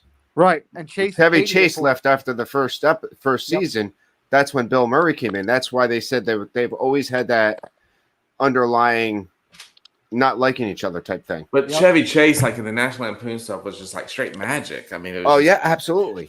You know that it came out that Lorne Michaels almost had to beg him to come back for that 40 Saturday Night Live SNL 40 thing. I wouldn't doubt it. Chevy Chase wasn't going to do it, and surprisingly enough, the first one that came back and said he was going to do it is the one I thought wouldn't, and that was Eddie Murphy. Eddie Murphy was Eddie Murphy. I remember watching that, and we were all begging, like, Eddie, just give us 3 or 4 minutes of just some good stuff, just something, and like and like he was just like, hey y'all, and the same thing, like they gave him the what was it, the Kennedy Honors or the Mark Twain Award. They gave Eddie Murphy that, and like he got up stage and gave an acceptance speech, and when he got up there, he did like five minutes of like pure genius. I mean, it was like 5 minutes of good like. If you got Netflix, writing in if you got Netflix, Jerry Seinfeld's riding in cars with, like getting coffee or what with the comedians. That's awesome. That's a really good series. It's a great series. I gotta see it. I love it. It's good. Seinfeld's very good on that, and all the comedians he brings in absolutely are hysterical. Seinfeld's got a really good stand up where he goes back to the place where he cut his teeth on, and it was like from last year. That was a good one. Yeah, that was good. Billy Crystal's got a good one. It's a few years old now. It's called, what is it, 700 Sundays or 300 Sundays, something like that. It's a time with his family, but it shows his bringing up and into his comedy roots. Billy Crystal's great. Like he did some of those old movies with it was that group that did Spinal Tap, and then they would make like Rob Reiner and like that kind of group. They did like a couple movies in the 80s. Like They did it when the Golden Nugget there, City Slickers. Yeah. City Slickers is a great one. 1 and 2 are great. Yeah. The Chevy Chase one that I really love that doesn't get a lot of high accolades. Fletch. Funny. No, well, Fletch was fantastic. Okay. Three Amigos. Oh my goodness. That's a great movie. Yeah. See, my favorite one, my favorite, yeah. I loved Funny Farm too. This guy's is infamous. What's infamous means? It means it's more than famous. More than famous. That's great. Oh my God, so much old school. That was one of the first movies I remember going. Hey Tim, thanks so much for hanging out. Thanks for hanging out. Appreciate it, buddy. Have a good night. Tim Pruitt. See you, buddy. There's one I just said that I didn't even think we didn't even talk about it. Old School was another great. Oh my goodness, old school. So Blue, good. you're my boy, Blue. Blue. Oh, that's a great movie. There's when he's look, naked, I love Pete just laughing. He's thinking about the movie and he's laughing hard. Oh my God, I am. I'm thinking about you guys are throwing. I'm thinking of scenes and Are you thinking about the scene where they toss everybody off the bridge? Yeah, well, that's a good one. But I'm also thinking about when Farrell's running up naked through the thing, and he's like, "Hey, honey, you're going up through the quad and down to McDonald's." We're going streaking. Oh my God. And when he gets in the car, and the woman goes, "Yeah, cold out." Yeah, it's cold. Or the line when he's right before he does the bong hits in the party, and he's like, "Oh, we got a big day planned tomorrow. We're going to Home Depot, Bed Bath and Beyond, a couple other things." We gotta change subject. We gotta bring Steve back into this. Oh, you're fine. When you talk about a funny one, old school's pretty good. Old school. Are you watching the game, Steve? What? Are you watching the game?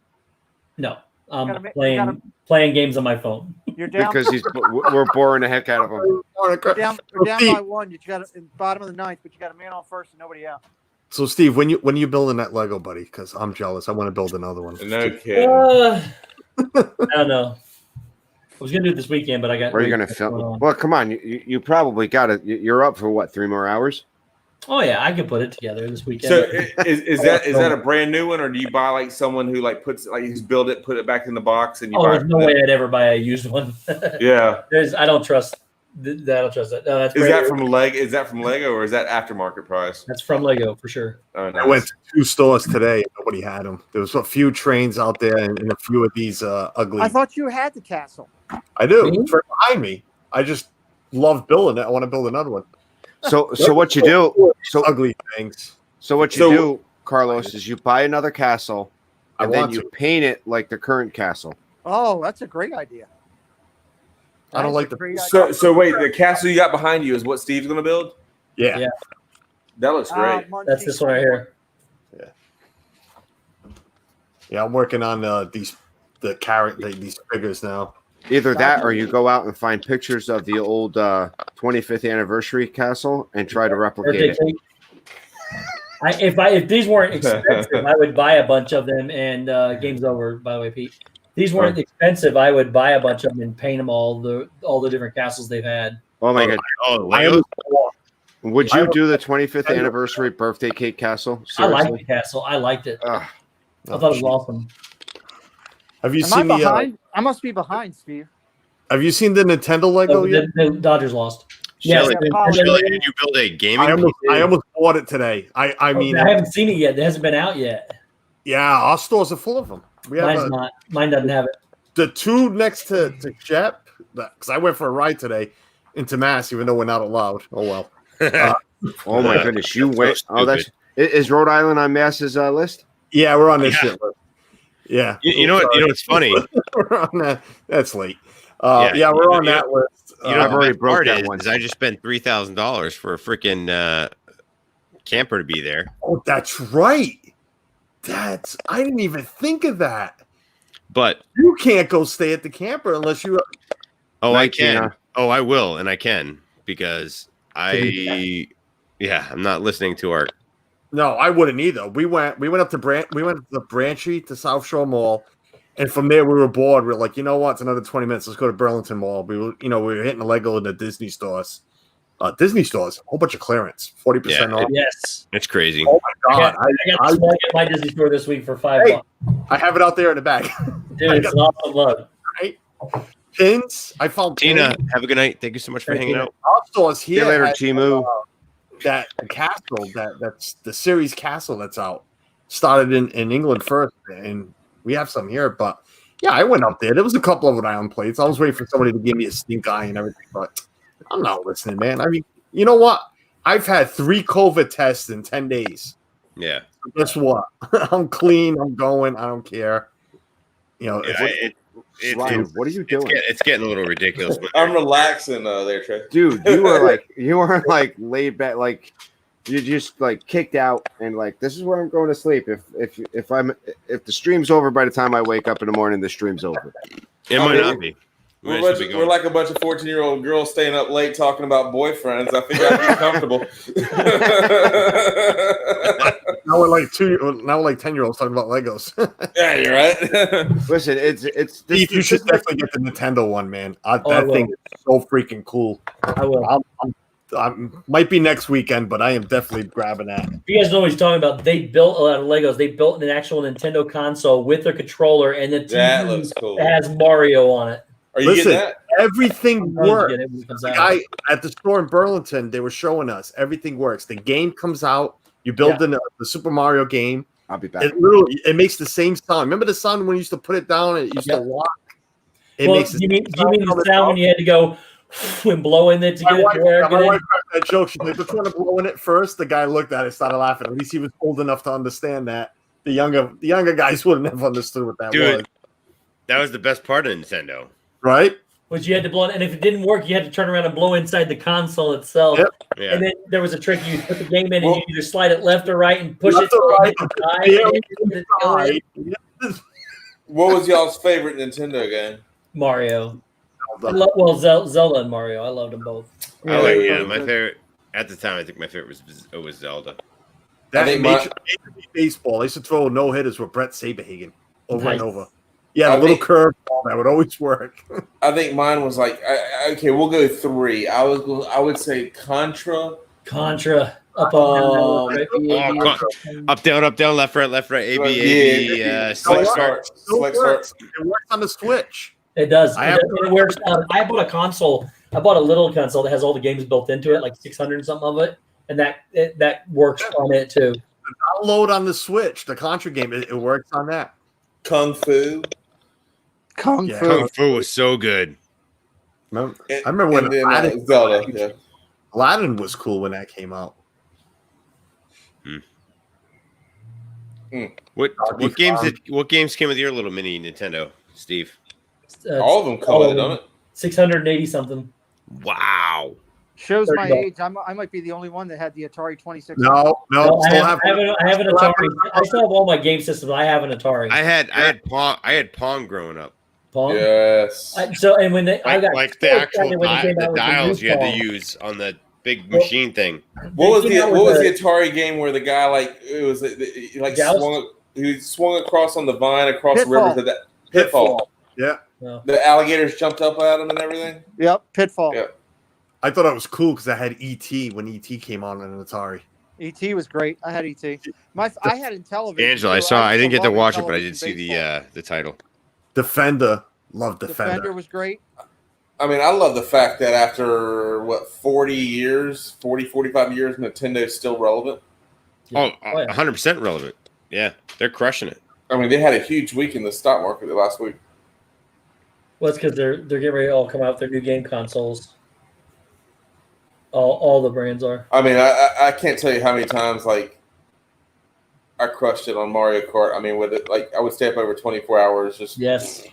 My favorite, I think, was Duck Hunt too. Duck Hunt. That's a great one. When you got the gun and it was like. Yes. But did you do like everybody else? You go up to the TV and put the gun in the thing. Who didn't? Who didn't? I mean, I'm pretty sure there was a Duck Hunt gun in our little video from the first. Oh yeah, I picked it out. Yeah, Adam the Woo just came out with a video like the other day, yesterday, where he goes to this like a store in where he's from in LA or whatever, like a little burb, and it's a Nintendo store, and like this guy refurbishes Nintendo and resells them, and he went and bought like 8 games, a Nintendo console system, and the guy showed like how you're supposed to actually clean like one of those like the cartridges. Yeah. And he says all you needed to do was take a Q-tip, dip it in alcohol. That's how we used to play them. We do that. Yeah, that's nothing. And rub it on the inside. Yeah, I didn't know that. I was like every other jerk in the world, blowing my brains out in it. We did that too, but if you couldn't get to work, you had to go get the Q-tip and the alcohol. You would sit there and rub it back and forth this way, and then flip it over the other way. It was going to come out. She needed the alcohol. See, I wasn't that smart, Steve. No, I guess neither was I. Yeah. Oh, that's how we clean ours all the time with Q-tips and alcohol. You see, Stacy said she's got her original Atari and all of its games. Yeah, why? Really? Well, my mother's somewhere. My brother's. The question is, Stacy, do you have the ET game? I was just telling. We were just talking to that me and Pete. Yep. I do. I got it upstairs. Got it. The ET game is what killed the Atari. Pretty It's much. a great game. Great game. You couldn't get it. You fell into a hole. You can never get out. Couldn't get In out. fact, Yep. there's a documentary out there about the ET game where they went, like somebody went into like this landfill where it was rumored that they took all these games and just dumped them in a landfill and buried them over. And they actually found the whole stash of ET games in a landfill. Speaking, you were speaking about Adam DeWoo and his videos. Anybody see Nate's latest video? Page and Miss Tomorrow when he went to that one? shop. Yeah. When he went to that shop in Kissimmee. Yeah. To the shop that sells everything Disney World. All the everything from tables to headboards to. My wife already said we got to hit that store when we head down. And I mean, to me, I found it cheap. A table from Pop Century, the inside the room for $125. Yeah, I'd love to have that. Well, I'd love to have that in my house. Isn't that like a cast only place though? Like It is. no. I think they it have is. one now that sells. They have one now that sells to the public too. Yeah, Really? What's it called, Los? I don't remember the name of the store, but Page and Miss Tomorrow has the video up. Yeah, I'll check that out. We're going. I think we're Really, going to that go down looks at the awesome. end of September for about 5 or 6 days. Lucky you. He's got a couple Really, of them. that's That's the one that I found the store something corner. Collector's Corner, I think it is, that he did a video of, and then I started following him on Facebook. They're a little pricey. Joey's World was there. Their last trip, they stopped at that shop. That's where they got me the magnets on. Is it a 2060 or 2070 for the graphics? I'm like, Can't what is see he it. talking about? Ooh, has anybody gotten their new annual pass magnet? I haven't got it yet. No. I turned my They annual don't have pass them. in. They don't have them. The Tinkerbell one? They're mailing them out. Oh, Yeah, they're mailing I them. thought you meant the ones for the festivals. I'm sorry. See that when we open Nice. back up, the state that I live in pretty much says that if I go to Florida, I have to quarantine for 2 weeks when I came back. Yeah. So we don't know how long my state's going to do that. for driving 50 miles. You have to quarantine when you get back to where you live? Well, I mean, you live there, so that's cool. No, You can't go to work. You can't go to work or Can't something. go anywhere. the field I'm in, he says I'm an essential employee I gotcha. that I'd have to go to work and wear a mask for all 8 hours and then go home and quarantine. Really? And then, but this is when our trip was planned. It was Florida was still quarantined if you came from my state, so I would have had to go down there for 2 weeks, and then go to the parks for whatever time, and then come home and then quarantine and again for another 2 weeks. So Wow. I'm like, yeah, it's not. I mean, while I would love to be down there, I mean, looking at crowd levels, it's awesome, but Thanks. unfortunately, I couldn't afford the vacation time. My wife couldn't afford the vacation time to take 6 weeks off. Yeah, I mean, it's taken me a little bit of like getting used to. I think when they first opened, we planned a trip, and it was getting a little heavy where we were at here in North Carolina, and it was heavy in Florida. And I think it was similar about the time Steve went. And And I mean, we had some exposure to someone, and we had to cancel a trip with like we were ended up negative, but we had to cancel a trip with like family and stuff, and it just kind of felt that was the first time I had gone through that, and it felt weird. But after watching like Resort TV and all the people streaming down there, like I mean, it looks about as safe as any place you can go. I just got back from there. It is absolutely more safe than any place in my surrounding counties. I mean, I'm sure we all go out in public and are around people to some extent to what we do, and I mean, there's hardly anybody there. And like, I mean, like at the resort, it just doesn't seem like you're getting bothered by anything. When you go to the resorts, number one, everything is in bags. So they'll have your remote in a bag that says it's been cleaned. There's a bag over there, like the shower pumps that say they've been. I mean, things have been cleaned. The only place that looks hairy to me is on TV is Hollywood Studios. No, everything's the same. Temperature checks. They wipe everything down. But I'm saying like there's rides there that get like that get heavily populated. Yeah. Oh, you mean that's just the way it looks. That's Hollywood. The way Hollywood Studios is the only one you can't get any. I mean, it's booked constantly. Yeah, well, he's probably talking too about photos that we've seen. Everybody. Well, no, it's like piling in at the beginning of Hollywood Studios to try to get a boarding pass, and then you watch like Tim. If you watch like Tim Tracker, Prince, like I mean, like Resort TV goes in there. Like we saw Steve and like Corey and all them go in there like last week, and like I mean, like but you see like Tim Tracker and like Dev and like some of them are like have a little like I guess more like personal caution about areas where they'll go and like situations they'll get in, and they're just like I might avoid that ride because it looks like a lot of people are there, or like I'm not going to go down that area because it looks like it's kind of crowded. Like there was literally no area I wouldn't have gone anywhere in Disney World and felt unsafe. And the entire Disney World. And I think the biggest problem was YouTube and social media for like if we could have went down and drove, nobody would have stopped. You know, like what are they gonna really do? They're gonna sit there and say, "Oh yeah, you got to do this." They're not gonna 100% know. But then again, Kenzie's not gonna stream. She's not gonna do a vlog. You know, me personally, I mean, all of that. So we knew social media was going to be the context. Like everybody knows where we're from, what state we're from. And then if we go down there, it's going to be easily to say, we know that you didn't do what you needed to do or whatever. So the backlash onto something like that, whether we agree with it or not, we took the precautions. We did what we thought was right. And we canceled our trip. And you know what? Your state's far worse than a lot of states. But right now, everybody, and I said this in the beginning, our state was so high in the beginning.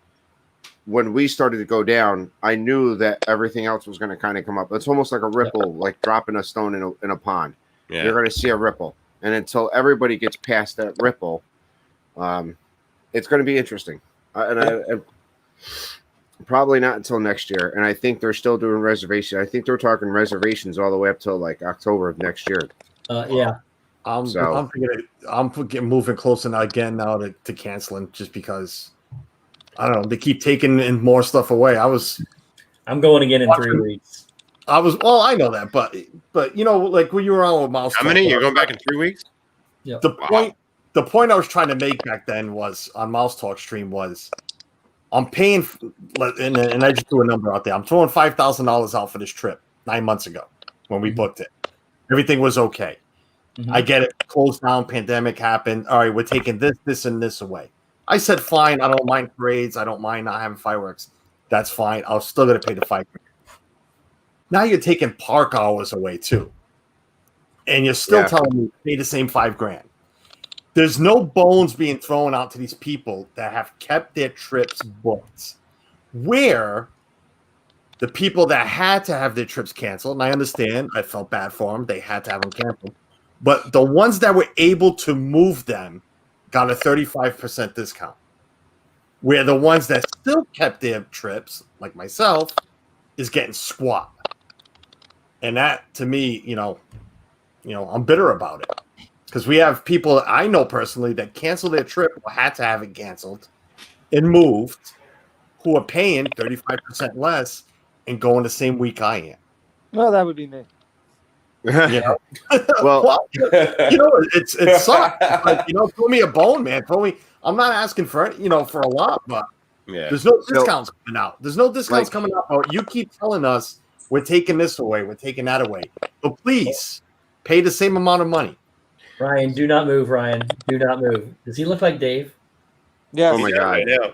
I swear to God, I was looking over here at the YouTube, and I thought it was on replay. I thought it was Dave sitting there. I feel like I look like Shep in his old studio. Like, what's up, y'all? Say And, now. Ryan, Stacy said she's gonna message you the link to Page and Miss tomorrow. Yeah, that'd be So, cool. I don't like think- for us, when we canceled our trip, when we finally decided to cancel our trip, it was too late to bank our DVC points, which we had our DVC points booked with. So we ended up going with throwing a couple, most of the points in RCI, and then we gifted a weekend to a friend that people we know. We gifted a weekend DVC hotel for them because Billy and I were all kind of bummed. It was kind of tough to watch streamers in Disney knowing that we weren't going. It was tough.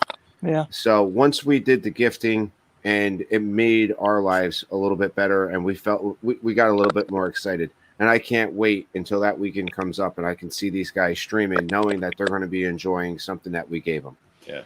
Now, I'm not going to say who we did it for or whatever. It's just we kind of kept it secret. Are you the anonymous hopper? I know who. No. Yeah. Yeah. Me and Pete know now. What's that? Carlos. Hootie, Woody? No. What did I say? I said me and Pete now know. Yes, anonymous hopper. Oh, Forget. it must have been a different stream that I didn't. Tiana, I wasn't a part exactly. of. Yeah, you weren't. I don't think you. 100%. Yeah, you didn't see that stream. It's just, in my opinion, is just go. You know, if you Oh. if you have the ability to go, just go. That's where we're at now. No, It's and like- Steve said it on Wall Stream, and he's right. If it's just your first time going, don't go. Yep. We've told many friends that don't go. You know, you go every 2-3 Disney years. Light. Don't go. If it's Oh, your first we time know- ever going, don't Yeah, go to no, Disney Light. No, and we go every year, so it's fine for us to go. But Yeah. it's like stop taking stuff away, man. Don't. Before you know it, we're gonna have 6 hours at each park, and that's it. And again, it's like pay the same amount of money. That's total. You know. Well, and at the same time, though, I didn't want to mention it earlier, but at the same point of that, though, Carlos, in the less time, you're going to ride a whole lot more rides than you are. That is true. I mean, you're going to get a lot more out of I your agree. money. And So, I understand that. Take advantage of what I think. I feel I've said that. I feel we need to take advantage of being able to ride rides and resistance that I haven't even seen Yeah. yet. And 3 as or far 4 as- times. I said this on Wall Street, too. It's going to come out the wrong way. Don't take it the wrong way. No. You take the pandemic out of everything, there is not a better time to be at Of Disney. course. Oh, probably I've not. I never, agree. ever I- experienced it like this. And I I like mean, what you And I like got what you 3 more said trips too this on year. Wall- And I like what you said on Wall Stream too, and it's true. By that 7th or 8th or 9th hour, you're tired, man. I've turned into one of those, so I'm fine with 7 or 8 hours at the park. I don't need the 10. I'm just getting frustrated with this, Disney taking, But and still taking from us too. But- You know what I'm saying? they have traditionally in the past decreased their hours after Labor Day. Yeah. They, And like there was at point in time. I've been there. I've been in the past over Labor Day weekend where we actually left like Monday or Tuesday after Labor Day. As soon as Labor Day hits, they went from dropping the parks were open till like Magic Kingdom was open till 10 o'clock. I think after Labor Day they dropped that almost to 8 o'clock because they did the fireworks and then get out. There was nothing else left. Because of just because of the lighting anyway at night. Yeah. Right. I mean, it got darker earlier, but it was also after Labor Day, their crowd levels really traditionally dropped pretty well because everybody was back in school. Yeah. Right. Well, and also, Carlos, too, that oh crap! What I was going to say something. It was really important. You were going to say that you plan on shipping me sprinkles. Right. Yeah. Pete, you've got how many people bringing you sprinkles? Pete, Nobody. Nobody right now. I'm driving, Pete. You can meet me at 95, my friend. I will. I'll pull over. Isn't Jeff from Dizzle Dream bringing you sprinkles? No, he called. You know what he did today? He sent me a text. Hey, I just ate sprinkles. I've never been to Sprinkles. I'm going to be honest. I've never been to Sprinkles, but Steve, get what you're gonna before you forget again. Go ahead. What I was going to say was, so a lot of what they're doing and it's not necessarily right, but they are doing things and not lowering prices to discourage people from coming, right? So they don't run into a mess with the reduced capacity. Because if they made it easy for everybody, everybody would be going, right? And then you're never going to get in because they're only letting in like 30% of the population. Well, like Jeff from Dizzle Dream, he has a problem this weekend getting a park reservation because all the park reservations are gone. Well, not only that, it's also the blackout time ending for what's it the Silver Pass, if I'm not mistaken. The Silver Pass, the blackout date is done or coming close to an end. Yeah. So now all those Florida residents who have the Silver Pass now have the option to go back to the parks. Those park reservations are taken up pretty quick. Yeah. Makes sense. They're out a month, basically. I looked at it on Wall Street. We did the whole thing on it. But so right now, if you want to book, the problem is people don't want to book it because they don't know where they're going to be in a month. And you only have X amount of no-shows, or they start saying you can't book another one for 30 days or whatever. But so the calendar right now for the rest of August, even during the week, there's only during the week you can go, and it's Epcot only. Everything else is booked. When you go into September, the first week of September is the same way. Then you start I'm talking about for annual pass holders only, different for resort guests and different. But when you get into September, the second weekend of September, things start opening back up, and then all during the week, all the parks are still open. So it's right now they're booking about a month out, and they're filled up about a month out. Yeah. Or go to Epcot and drink around the world. I have no problem. I spent more time at Epcot this trip. I spent more time at Epcot this trip than I did in any other park, and I loved it. All the food, it's great. I mean, it's fantastic. I'm not sure if Ryan is laughing at the fact that drinking around the world in Epcot, or that someone switched his name to Dave. I didn't even see that. I was laughing at the drinking around the world in Epcot. I think it would be hilarious to drink around the world right now with a mask on. Like it's like that would be the funniest looking thing to me. Well, you can't. The problem is you can't carry it anymore. You have to go sit to drink. So you cannot. I got yelled at. So not yet. So no, you cannot be walking and move your mask and take it. You're supposed to be stationary. Well, people were taking advantage of that and not doing what they were supposed to be doing. So they would walk with the straw under their mask or something. So now their new policy is you have to be stationary. The lady said you need to be stationary, but there's a good bench right over here. If you want to come over here and sit, you can. I mean, she almost guided me to the bench to sit down to drink the drink. Dude, Did you ask her if she wanted to sit down and have a beer with you? It's not Disney's fault though, Ryan. No, but I'm saying like that's the best thing about this thing. Like if we're going through these times and the hardships, and they're telling me I got to go grab a drink and sit down, I'm all right with that. Me too. The reason why they're doing that though is because people aren't playing by the rules. Make it drink a lot slower. Yeah. Or drink a lot faster. I don't care which way. If I start at Mexico and I get to England, by all means, I need to sit. Steve's right, because we saw it on streams, and even I took it that way when we first heard the announcement. As long as you have a drink in your hand, you could have your mask off because technically you're drinking. And people started abusing that and just walking around. We saw it on Resort TV 1 streams. Yep. The people would be walking with the mask hanging from one ear because they had a drink in their hands. Yep. So I agree with Disney changing that policy. That's great. I'm fine with it too. True that. Well, See, on Michelle that note, we're 3 hours into it. Yeah, huh? Well, welcome back, Shep. Michelle the quilter says Hollywood Studios was packed today, and there was a 2-hour wait for Runaway Railroad. Yeah. Yeah, Hollywood Studios is packed nonstop right now. I mean, it's booked out as far as you can get. They have all the new stuff, They do. They have all the new stuff. Thrill attractions right now that you can get on. Yeah. I'm pissed. TTA won't be open when we go. Yeah, they're The changing People all Mover? that. So Well, I think they said they're opening in October. October Yeah. 20th, I think, something Yeah, like that. the end of October. Yeah. Yeah, I think we're going the last few days of September through the first couple days of October. listen, I just Ryan. hope. Stacey, I just thank hope the you. You're Christmas. amazing. I hope the Christmas decorations are up. Listen, If Ryan. we go when we I've go. been on the People Mover or the TTA when it broke down, and it's not like I even had a good view because I was broken. It stopped right before we got to Tron, and I couldn't even look at Tron because there was a big wall in my way, and they had to come and actually take us out of the carts and come down the back. We ended up backstage where they were building Tron, and Ken's had her camera with her and her phone and camera, and they pretty much told her, you can't videotape or have anything back here in this area because she was vlogging. And I think we were in that cart for like 30 minutes. And granted, they did give us a fast pass, but they said it wasn't good enough you couldn't use it for Peter Pan or Meet Mickey. Yeah, Other than that, it was good for anything. But I would rather them fix TTA or the People Mover than end up what happened to it over in California where they just shut it down altogether.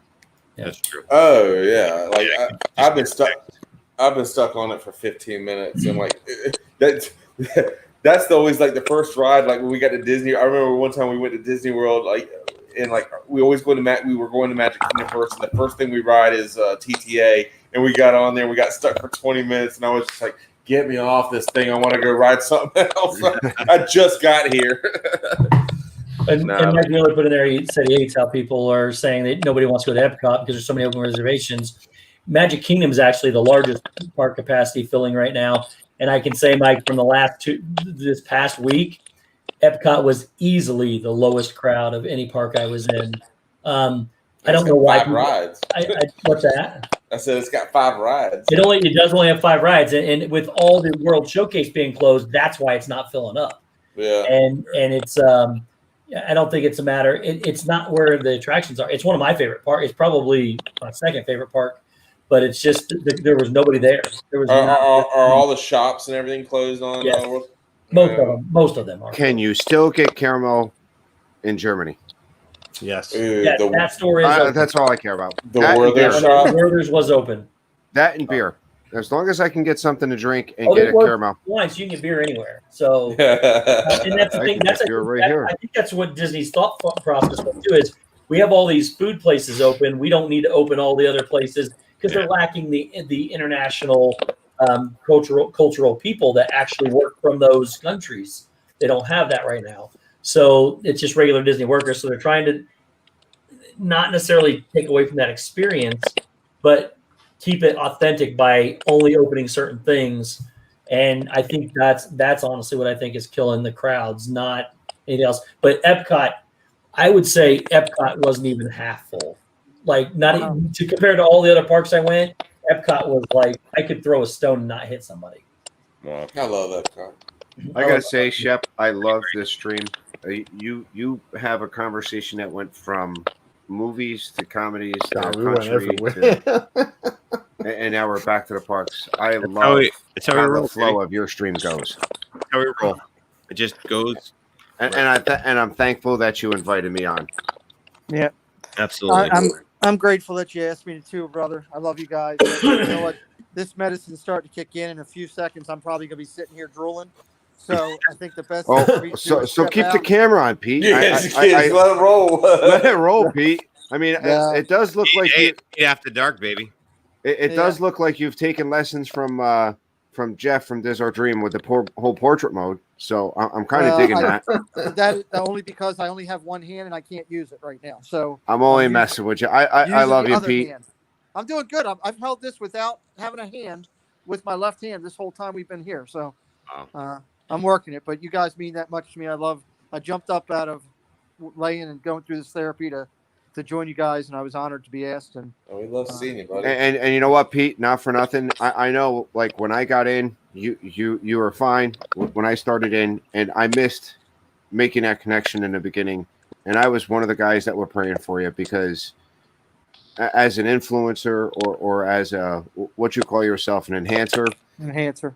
Yeah. Absolutely amazing. I remember watching I think the first time I got to actually see who you were and kind of getting an idea was the Beverly Challenge. Excellent job at the Beverly Challenge. Yep. And then just your knowledge of sports the first time I watched the football stream. Excellent.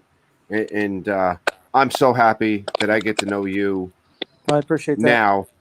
And I think there's a lot of people in this community we're praying that didn't know you and are 100% happy that they got to know you now. Well, I appreciate it. And, it's the Beverly Challenge is all because of the guy right above you who went to his counterparts and said, hey, let's use him. When I offered to do it. And I was grateful then and even more grateful when I found out that he flew out here for my kid when I was down. So, it's the people in this community. It's why I love doing what I'm doing, why I'm determined to see all of my friends in this community reach 10,000, 20,000. I want to see Corey hit 100. I want to see this and that hit 100. I want to do whatever it takes in my ability to help everybody else. And I believe if I do that, God will help me and people will find my channel and have a little fun with what we're doing, which is really just doing what we did tonight, just on a little bit different level. And that's hanging out with some friends and talking some fun. So it is a great thing. And, this community got me through a lot of it. And this is helping me this weekend because I got, Steve knows a little bit as we talked a little bit. I've got a big day Monday. I'm going to go try to learn how to walk again. And absolutely. Listen, I'm prayers. I'm scared. I ain't gonna lie to you. I'm scared. I'm nervous about it because it's like everything with this, that's going along with this thing. Each stage I've been a little bit scared when they walk in and say, this is going to happen. That's, they got this medication on my wounds right now. It's brand new stuff in the market called Hydrofera Blue. I don't know if you're familiar with it, but it's, this stuff is healing me left and right, but it's, it takes its toll, punches me in the face every now and then, usually at night. And, but look, we're getting there. And, Tracy, I appreciate your kind words. And no. And it's not just words. It's a feeling. And I think I speak for probably the majority of the people that came into the community after you got sick. Most of these guys in this stream knew you before you got sick and knew how you were. And, for people that come into know the that you're community actually afterwards, no different. So yeah, and know that you're no different. It took a little while to get the cobwebs out, Chef. But realistically, it didn't take long, dude. Not one bit. The people that joined the community or got more involved in the community after you were sick, and I remember watching the stream or watching the video of Steve going out to see your son. I was absolutely 100% proud of that. Him taking the time out to come out and see him. Yeah. And just how Preston was handling it, how your friends were handling it. Watching Kelly and Jeff on Thursday nights, always putting out prayers for you, and the people that were in the chat that knew you. It made me want to meet you. It made me want to know you, and hopefully I've done well. Yes, and absolutely. And just remember, Kenzie's still my daughter, and you live in Baltimore, and that's only a 5-hour drive from me. That took the best turn. It was definitely interesting when because I asked her to do the Wednesday show, and I want to do the Sunday show. Whoa, hold on. So, but no, look, we'll have fun. And that's just me. I have to throw a little humor into it. Absolutely. I didn't want to make it too heavy for Shep and these guys, but no, we just really did a full circle now, man. Well, hey, that's actually always usually how I end it. So yeah. The funny thing too was I didn't know Carlos as well. Okay, because Carlos and I didn't really meet before I got sick. Nope. You were kind of watching a little bit, and my mother kept coming in and goes. When I woke up, I was kind of out of it a little bit. She kept coming in going, there's some guy who's freaky Disney and he wants to know how you are. And he's checking with me. And I'm like, Freaky Disney. She's like, yeah, he's a freak, and he's in Disney. And I'm like, all right, whatever. And it took me like a month to put 2 and 2 together as to who it was, but I was so grateful after the fact to Carlos that he cared enough about me that he reached out. My mom was trying to find out about me, and I didn't even really know him, which was a lot of most of this community. And again, it's why I love what I do. It's why I get up every day. And yes, I enjoy my channel, and I enjoy Sunday and Wednesdays talking with people, and Thursdays talking football.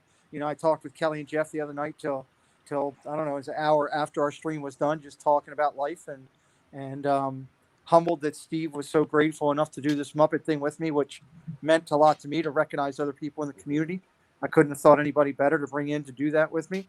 And it's to me, it's about doing the right things to help all these people in the community, and that's what I love to do. And damn it, I'm determined to do it. I'm determined to see. I'm determined to call those guys up when this and that hits 10 grand and keeps going from there, because we're bringing new people into the community that are finding out about all the talent we have and the creative people and the positivity of this community. And, hey, let me go take a look at this, and let me go take a look at that. And that's what's important to me. So, and Tracy, that's part of why I'm doing the thing for your daughter, because I think I watched, a couple of her things, and I saw what you and her did. Shrek. This gets me a little bit emotional. What you and Kenzie did for those 4 gentlemen who I love, of this and that, when you guys came and she found them down there. And, oh yeah. And I saw personally the excitement on their face because of being recognized and having a fan who cared that much in you, and what you indirectly did for them. It motivated me to want to do more. So when I came out of this thing, I said, hey, how can I help? Well, I want to help Kenzie grow. How can I do that? Let's sit down and have a good conversation and tell more people about it. It's why why did I do this show Wednesday night? Because I wanted to be before this and that and tell everybody to go watch them. That's why. Oh, absolutely. And I think she's growing steadily. And if you ask her, she says she'd rather have people watch her stuff. And she's not 100% just Disney content. She has multiple different content. She's not 100% all Disney. Correct.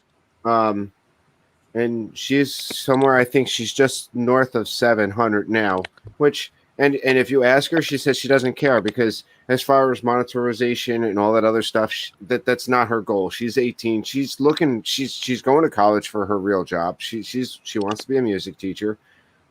That's why her and Josh got along great when they got together and they talked. And the only reason I would like to see her to get to 1K ever is so she can use the YouTube app straight instead of going through StreamYards or going through anything else. Right. That's the only thing I ever care for her. And as far as me, hey, listen, I'm like 851 away from 1K. I'm not ever worried about it. I'm fine being exactly where I am. If I don't gain another subscriber, that's cool. I go on a stream. If I have one person there, I have 2 persons there, or I don't have 1 person there. I'll make that video as best as I can. And if somebody watches on replay, they watch it on replay. I'm having fun. Having fun. Yeah, and you know what? That's how we all started. If Chef sends me an invite, I'll try to make it as best as I can. But I love this conversation. This reminds me of being at the station, at the firehouse station, out front, either having a cup of coffee and just the BS that happens. Yeah. And that's the kind of stuff I love. No, that's what true friendships are about. And you find you don't think you'll find that in something like this. When I first started following Resort TV 1 back when I think I found them at 4,000 is when I started watching them. Never did I ever expect that I would find all of this. And the friendships that I have and the things that have come out of it. And, then whammy. But you come out of whammy and your son looks at Steve like he's, an Olympic hero because of the way he is and the way he treated him. And Donna and just so many people, all you guys. I mean, there's so many. Yeah. Everybody did something. I mean, it was, I got right behind me on this wall. I'm in Preston's room. I'm in a medical bed in Preston's room still. I haven't gotten out of that. And on his wall, we have the picture that Meg sent to us, and we've got Steve's picture hanging in my office. And I've got it's sitting in front of me. I've showed Steve this. I've got Preston's bag for school that's got Steve's World Pin, Brandy and Dave, this and that, and Zippity Doodad on there that he carries with him everywhere he goes. And it just says it about this community. There's certain things that you just appreciate. My wife, when I throw you guys on the chat up there on the thing, or Resort TV1 or this and that on there, or Corey, my wife before all the accident and everything would give me a hard time. God, you're just watching them all the time. Now it's, hey, there's your friends. And it's not that they're called my juvenile delinquent friends anymore. Used to be called the kindergarten. Yep. Kindergarten crew. The kindergarten crew, whatever she used to say. Now it's, hey, there's your friends. And she realizes what I'm trying to do to grow this community in the right way, for the right reasons, with the right people. And that's the key thing to making this community continue to be great and to flourish, is you have to have those right things. And, I've got a lot of great people that I've, surrounded myself with. I had a general one time. Tiana, have a good night.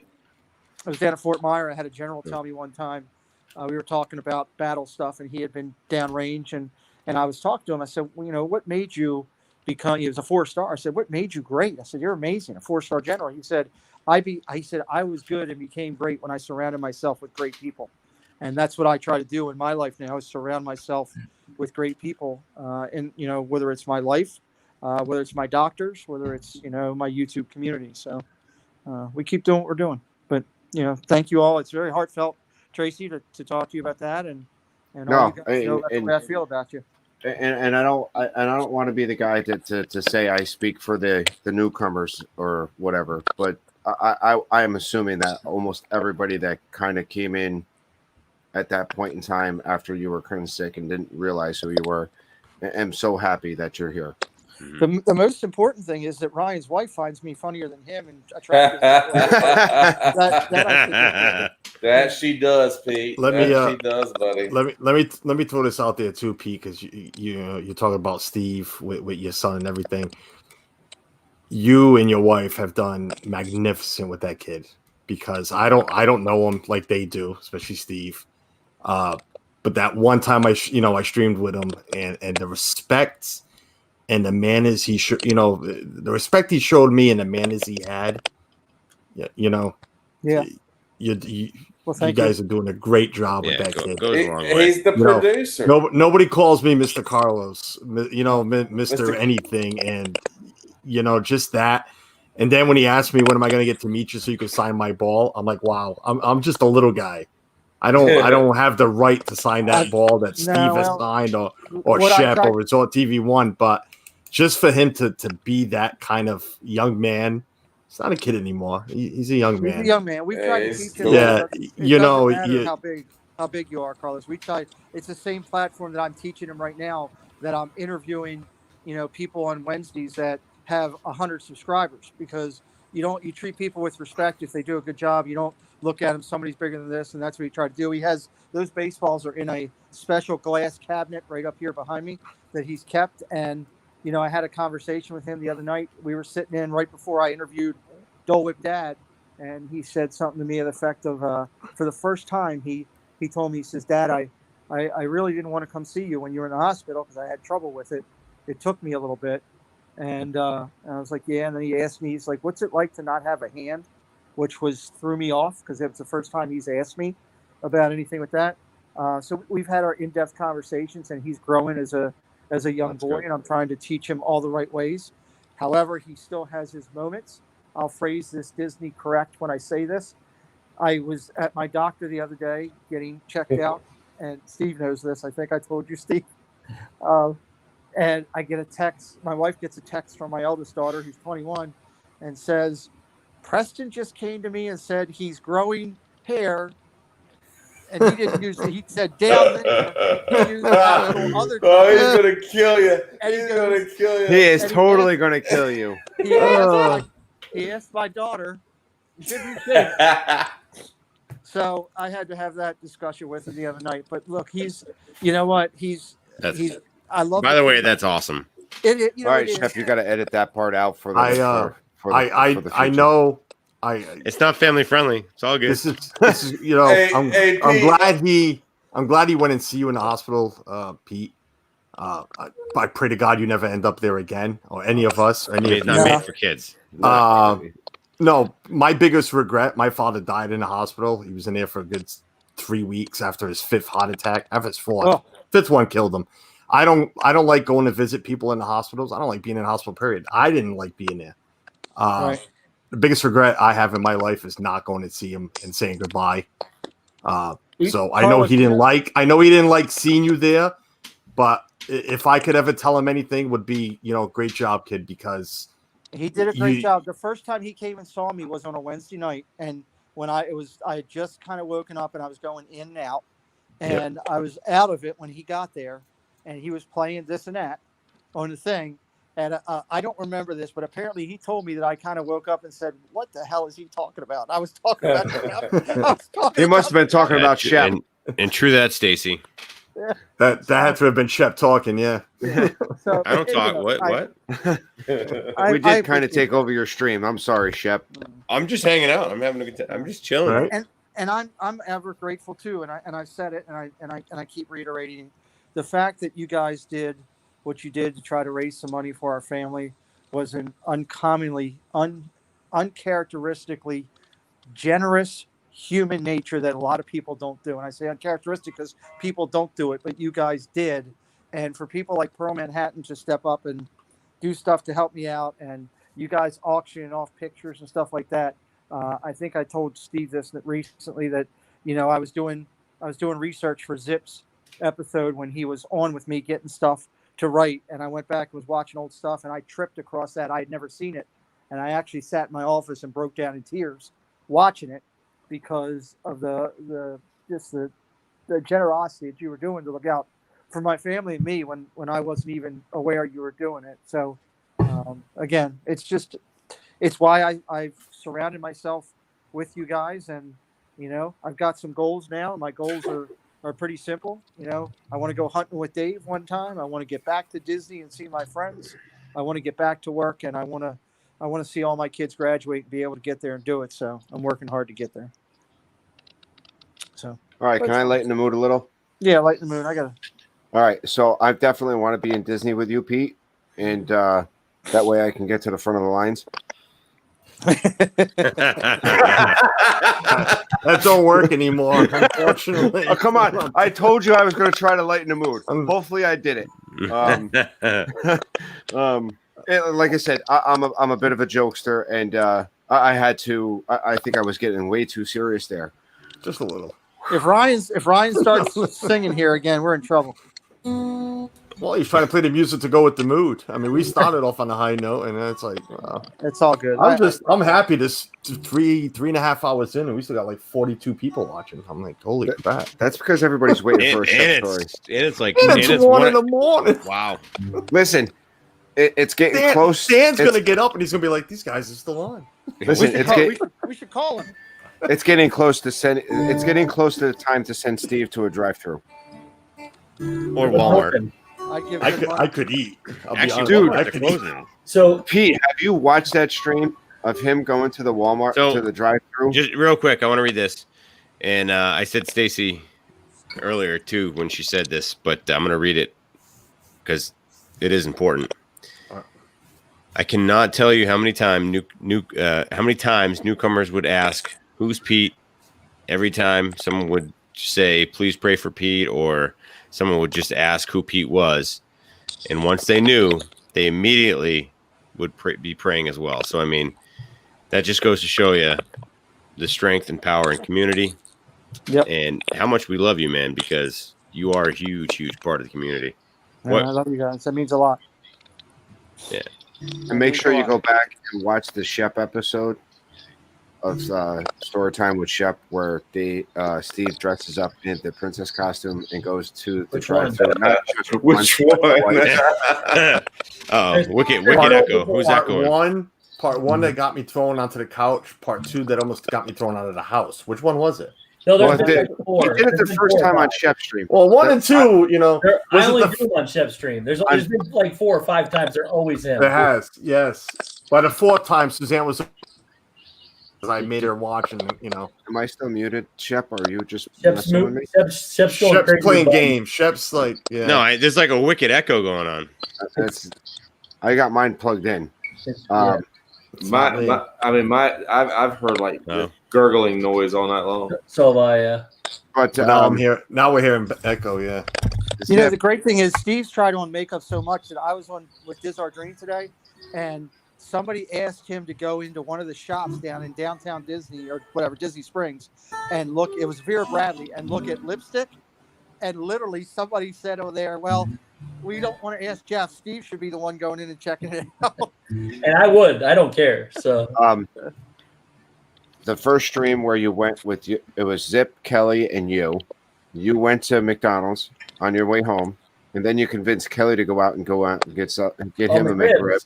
And then the next night, you were up to 3:30 in the morning. And this was the only time I remember this well because Billy actually stayed up the whole night because she had to stay up and watch how this was going to end. And that was the night you went out not once but twice. That's the first time Zip went out and his was closed. Oh, the princess, and then the second time was the queen princess. The queen princess, the Nice. ballerina. I haven't seen that. I got to go back and find that. Oh, we got to remember too. That might have been the first time I ever went to McDonald's in costume. That was around like what? But I've gone, Tracy. I've gone as old. Oh, it was cold. Oh yeah, like winter. I've been there. I've seen most of them. It was October, November, I think. Yeah, it's been. I've done it like I don't know. I've probably done it 5 times on show. It had to been November or December. The McRib was still cold out. out. I know it was winter time. It was McRib season for sure. Yeah, because it was after the Halloween giveaway loop because that was the first time I'm pretty showed up in ever. Oh, and that's a good point. That's probably one of Steve's most watched streams or vlogs ever. Is the I'm pretty. And just make sure, Pete, you're not drinking or eating anything when he tries to do a push-up and then licks his fingers. Oh my God. I'm telling you, that's the one. Listen, if Suzanne was awake, Pete, I was watching this in bed. I would watch this on my phone. Oh wait, Stacy's got it right already there. dropped it. There it is, right there. I would watch this on my phone, and I woke her up. Yeah, the link's there. I would laugh so hard in bed, Pete, that Suzanne would kick my ass out of bed. Text me the link, Stacy, so I can go look at that. I go into a coma for 1 month. You guys get delusions. Oh, of wait. grandeur. I don't know what's going on. Dude, she's I'm always she's got like a delusional. dozen timestamped videos of me doing stuff. Timestamp. Oh yeah, me and Ian went to Walmart and bought him some baby clothes. Baby clothes. Oh yeah, when he visited you. Yeah. What was the one you did for Christmas where you went as and you asked the girl in the takeout line like what she wanted for Christmas? I think you went to ask. They got to know me real well there for a while. I went as Olaf once. Pete, I don't know if you saw that one when we did the dress up. It was scary Olaf. I had a real carrot on my nose, dude. Pete, Stacy's gonna send it all on Twitter. All right. Yeah. And he would tell everybody he's zippity doodad. He wouldn't even say he would. He would like at the drive-in. He was like, "Do you know Zip? Do you know Zippity Doodad? Go subscribe to Zippity Doodad." Tracy, I wish you would have been at the bar with us tonight when we were down there in the ale house. And you know what? You know what's funny, Pete? Yeah. I was down there in August last year. I left on the 28th of last year. We had this family sitting next to us that didn't know us from Adam.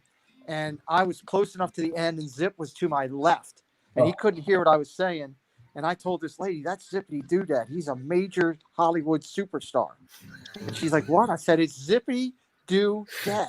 I was like, I'm telling you, he's paying for all this tonight for all of us. We're like his entourage. I was like, I'm just lucky to be here. She's like, how'd you find out about it? I said, I went on Twitter and found him, Zippity Doodad. They went and looked him up, right?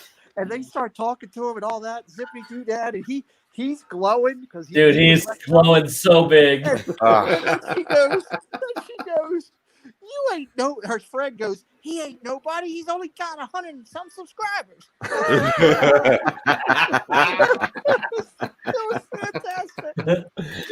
Zip went from riding that roller coaster up here. She made a comment and just knows that. But you know what?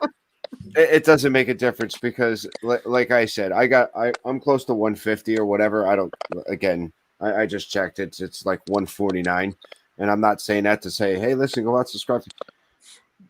I'm happy, you know. Yeah. And if someone said that to me, I'd be like, listen, I don't care. I'm here with my friends. If I was sitting in Disney World with all 6 of us, and if not all of us that here earlier, I would have just as much fun as if. Oh, absolutely. I'm sitting on this stream. Well, I told the lady he had like 1 million followers. So when Oh. her friend went on and found out that he didn't, and He ain't nobody. He ain't nobody. She was up getting pictures with him, and it was Yeah, great. they were getting his photos. He was giving them buttons and stuff. Great. Patrick, I love it. He looked at me right afterwards. As soon as they walked away, and he realized what I did. He was loving it though. He called me a couple profane names. What? Had a couple of zip slips with you? This is God, it's great. And listen, we're really just keeping you on stream so we can start watching you draw. I'm holding off on it right now. I'm holding my. I'm joking, man. I'm joking. I think I just saw something like actually land on the camera. Yeah, something fell out of there. Yeah. Trust me, when it kicks in, it does. It's a mess. But you know, that whole thing was crazy.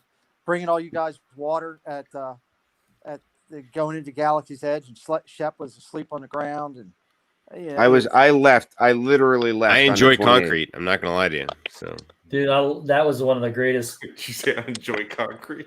It was great to He watch. slept Man. on the sidewalk while we were in line, and I could barely. I would stand like right up against him because I didn't want anybody to step on him. And then I'd be like, "Hey, Chef, let's go," and he'd pop up like that. The last time when we were actually moving, I felt like I was giving him CPR. I was pounding on his chest hard. Chef, let's go, Chef. It was only a matter of like 15 minutes. I hit REM. I hit REM sleep. You know, it was crazy too. It happened, man.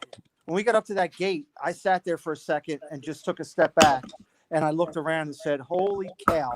Look at how much talent is around me right now." Because you had you 4 guys. Dev was there. Josh and Jenna were there. WDW couple had come up and joined us. Corey was there. Corey was there. Who else was there? Who am I missing? It was crazy. There's a bunch. I should have been there. I should have been there. Triple P. I was going to head down. Yep. It was so fun. It was nuts. And then we get inside, and you had ODA came and joined us, and then you had Justin Scard was over there talking with a bunch of us and all for a while. It was crazy the amount of talent that was flowing through that place at that time. And but then I came home and all hell broke loose. I'm watching Ryan take this hat off and put it back on. I'm like, no, Dave, no, Dave. All right. Well, look, boys, I'm gonna get out. Yeah, we're gonna make the rounds. Pete, sign off, buddy. Sign off. Okay, I'll sign off. Tomorrow night, come watch Kelly Myers in the hot seat. I'm gonna make him sweat. That's gonna be fun. Yes. I finish my thing every time the way I do it. The world's a better place when you put a smile on someone's face. Hopefully, we've done that here for you tonight, gentlemen. It's always good to see you. I'm gonna drop out now. Love you, buddy. Love you, brother. Love you guys. Talk to you. Bye. Bye. Tracy, sir, take it away. All right. $5 tomorrow. He calls one of us. Tomorrow at 4:00 on my channel. Me, Kenzie Days, Diz Our Dream, Russ Stapleton, and myself. We get together and we have Nerd Talk, which we've been doing for the last couple of weeks, and we're doing we're talking Guardians of the Galaxy 2. And the best part is like Russ gives us the comic book aspect. Angela gives us the fresh look because she's never actually watched all of them, so that's good. And then me and Jeff picking each other, and then my daughter tries to control me all the time.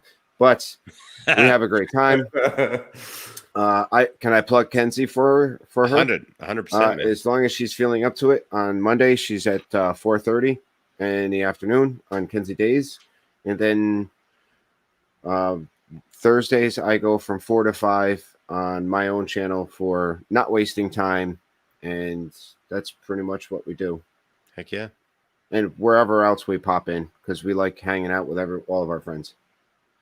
Love it. Dave, go ahead, buddy. So you have to tell everything Brandy and Dave does. Yeah, basically, I just I have a big dog. It's a horse, actually. It's a dragon. It's a mini horse. I mean, be real. Yeah. No, hey man, I've been hanging out. I guess I've been watching a lot of the streams, a lot of everybody, a little bit, from a distance the past couple of weeks, and haven't been really on, and I've missed the chat and whatnot. But I appreciate you, Shep, having me on tonight, man. It's always good. It's always fun to hang out with friends. You know what I mean? 100%. Yeah. Other than that, I'm just hanging out. Just hanging out. It's always good to see Los, and I tell like Pete and all them. It's just always good to get in here and see y'all. I know when Shep texted me, it's like you're around. I was like, I know you're gonna have some people that I love seeing. So yeah, I'm around. Heck yeah, dude. Mr. Carlos, what's up? Well, I'm still here. What's up? Are you back to work yet, Carlos? What is it? Are you back to work yet? Monday. We're gonna try Monday. Cool. We'll talk about that off stream. Yeah, just Tuesday with Shooting the Breeze. Something like this. Sometimes you guys show up, and sometimes it's different people.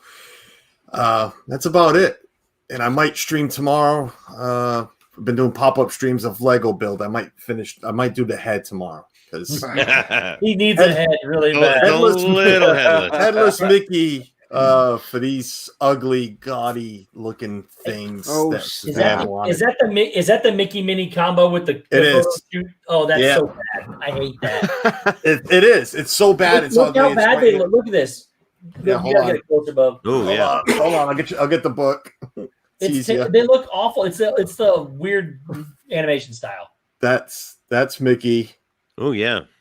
Yeah. That's Minnie. Creepier. The coolest thing here is the camera. Yeah, the camera's great. Listen, it's not like she used any of your credits to buy that stuff, right? Which she did. You know that. That's why you're saying it. Yeah. So, Dave, Steve, you're not a fan of the Runaway Railway animation? I hate the animation style, but the ride's good though. Yeah. But no, I hate that they try to do that with that and DuckTales. It's terrible. Yeah. So yeah, that's it for me. I'll see you guys Tuesday. Whoever wants to join in, 4 p.m. Send me the link if you want me in. I'm cool. You know that. Yeah. Awesome. We'll be there, and that's it. Steve, my dude. Hi. What you got, broski? Same old. I'm good. Same old. I did put in my first vlog in though. We're 6 months. I'm like, wow, yeah. I was like, wow, what is that? Notification. Something from check out the intro on that. What are you doing Monday? Monday. I have no idea. Oh man. You don't have any idea what you're doing Monday night? Nope. Never do until about Sunday night or Monday morning. I usually have to catch the replay. Mondays are very busy for me. That's not true. I actually usually have a calendar with it all filled out. I don't have any. I got to the point where I had it all filled out, and I need to fill it out again. So all these vacations have been killing you, man. I know. I want to do this real quick. The other night, when I forget who was it. It was Meg and Donna and LBV and Jenna and Marie from LBV were on, and I was just like, and we were sitting there watching it in bed with my wife, and I was like, wouldn't it be cool if these four made like a D&T group, like of the girls, like in this community? They should. They should. They totally should. That was a great little stream that night. They would destroy us. Marie's hilarious. Yeah. Yep. And they'll go on at 9 o'clock or 9. They're going to go on at 9:05 or 8:55 on 8:55 on Wednesdays. We're gonna start that and we'll be like, 0 people watching. Well, at least have fun anyway. Well, at least we're here. All right. 1:15. Wow. Thank you guys so much for hanging out tonight. Thanks for having us, man. Thanks for the invite. I'm not gonna lie, it's been a long time since we've had a late night Saturday night story time. And you still got there's like 40 people watching. at 1:15. This is amazing. Thank you guys for watching. I appreciate you guys. My members, I appreciate you guys. I'm a little behind. I'm going to send out stuff for July and August because still waiting for Penn. Yeah. I'm sorry, did I say that out loud? Hey, I'm getting there. He said they fell out of the envelope. I'm getting there. I'm I getting don't know. there. I got a couple here. Somebody sent me. I don't know. It's been a lot. It's been a lot lately. We'll get there though. We're gonna catch up. And man, you could drop it off on the way to the camper. You don't even have to mail it. Jesus. I know. Well, you'll have to meet me halfway because you're like on the other side of Rhode Island. Yeah, I am. Yeah. I set up a small little channel for me and Abe playing Fortnite. We started that. He loves streaming. He wants to stream, so I told him we'd do it. And that was funny the other night. You won't actually see him, but you'll hear him because I don't think you can actually show somebody under 12, but you can listen to him. I'm still figuring that out. You can show him, it just gets potentially blocked based on. Yeah, I think it's the chat. You can't have chat either. Well, there's all those restrictions, but you can't have your own channel if you're under 13. Right. So it's technically my channel, and you'll see me on the camera, but you'll actually hear him through the chat. And it's funny because the kid's ridiculous. So and he knows the game better than Chet. That's like legit knows. The kid's 6 years old and he knows like things that I could never even imagine knowing. I mean, when I was 6, I didn't even know what. I'm pretty sure I didn't even know what a video game was. So interesting. But anyway, thank you all for being here. We appreciate it, gentlemen. Thank you. Love you all. Shep. Chat, you're the bestest. And Stacy's doing a heck of a job. Oh, Stacy's crushing it. Yeah, Stacy was throwing out the channel with me and Abe so early on. Thank you so much. That was awesome. And I'm gonna end this with my own little saying. Play guitars. Go to bars. Play guitars. Go to bars. And sing songs about life and love and chat and Dave and Carlos and Tracy and Steve and not really Dave, the fake Dave. Ryan and other people who don't know what's actually going on right now.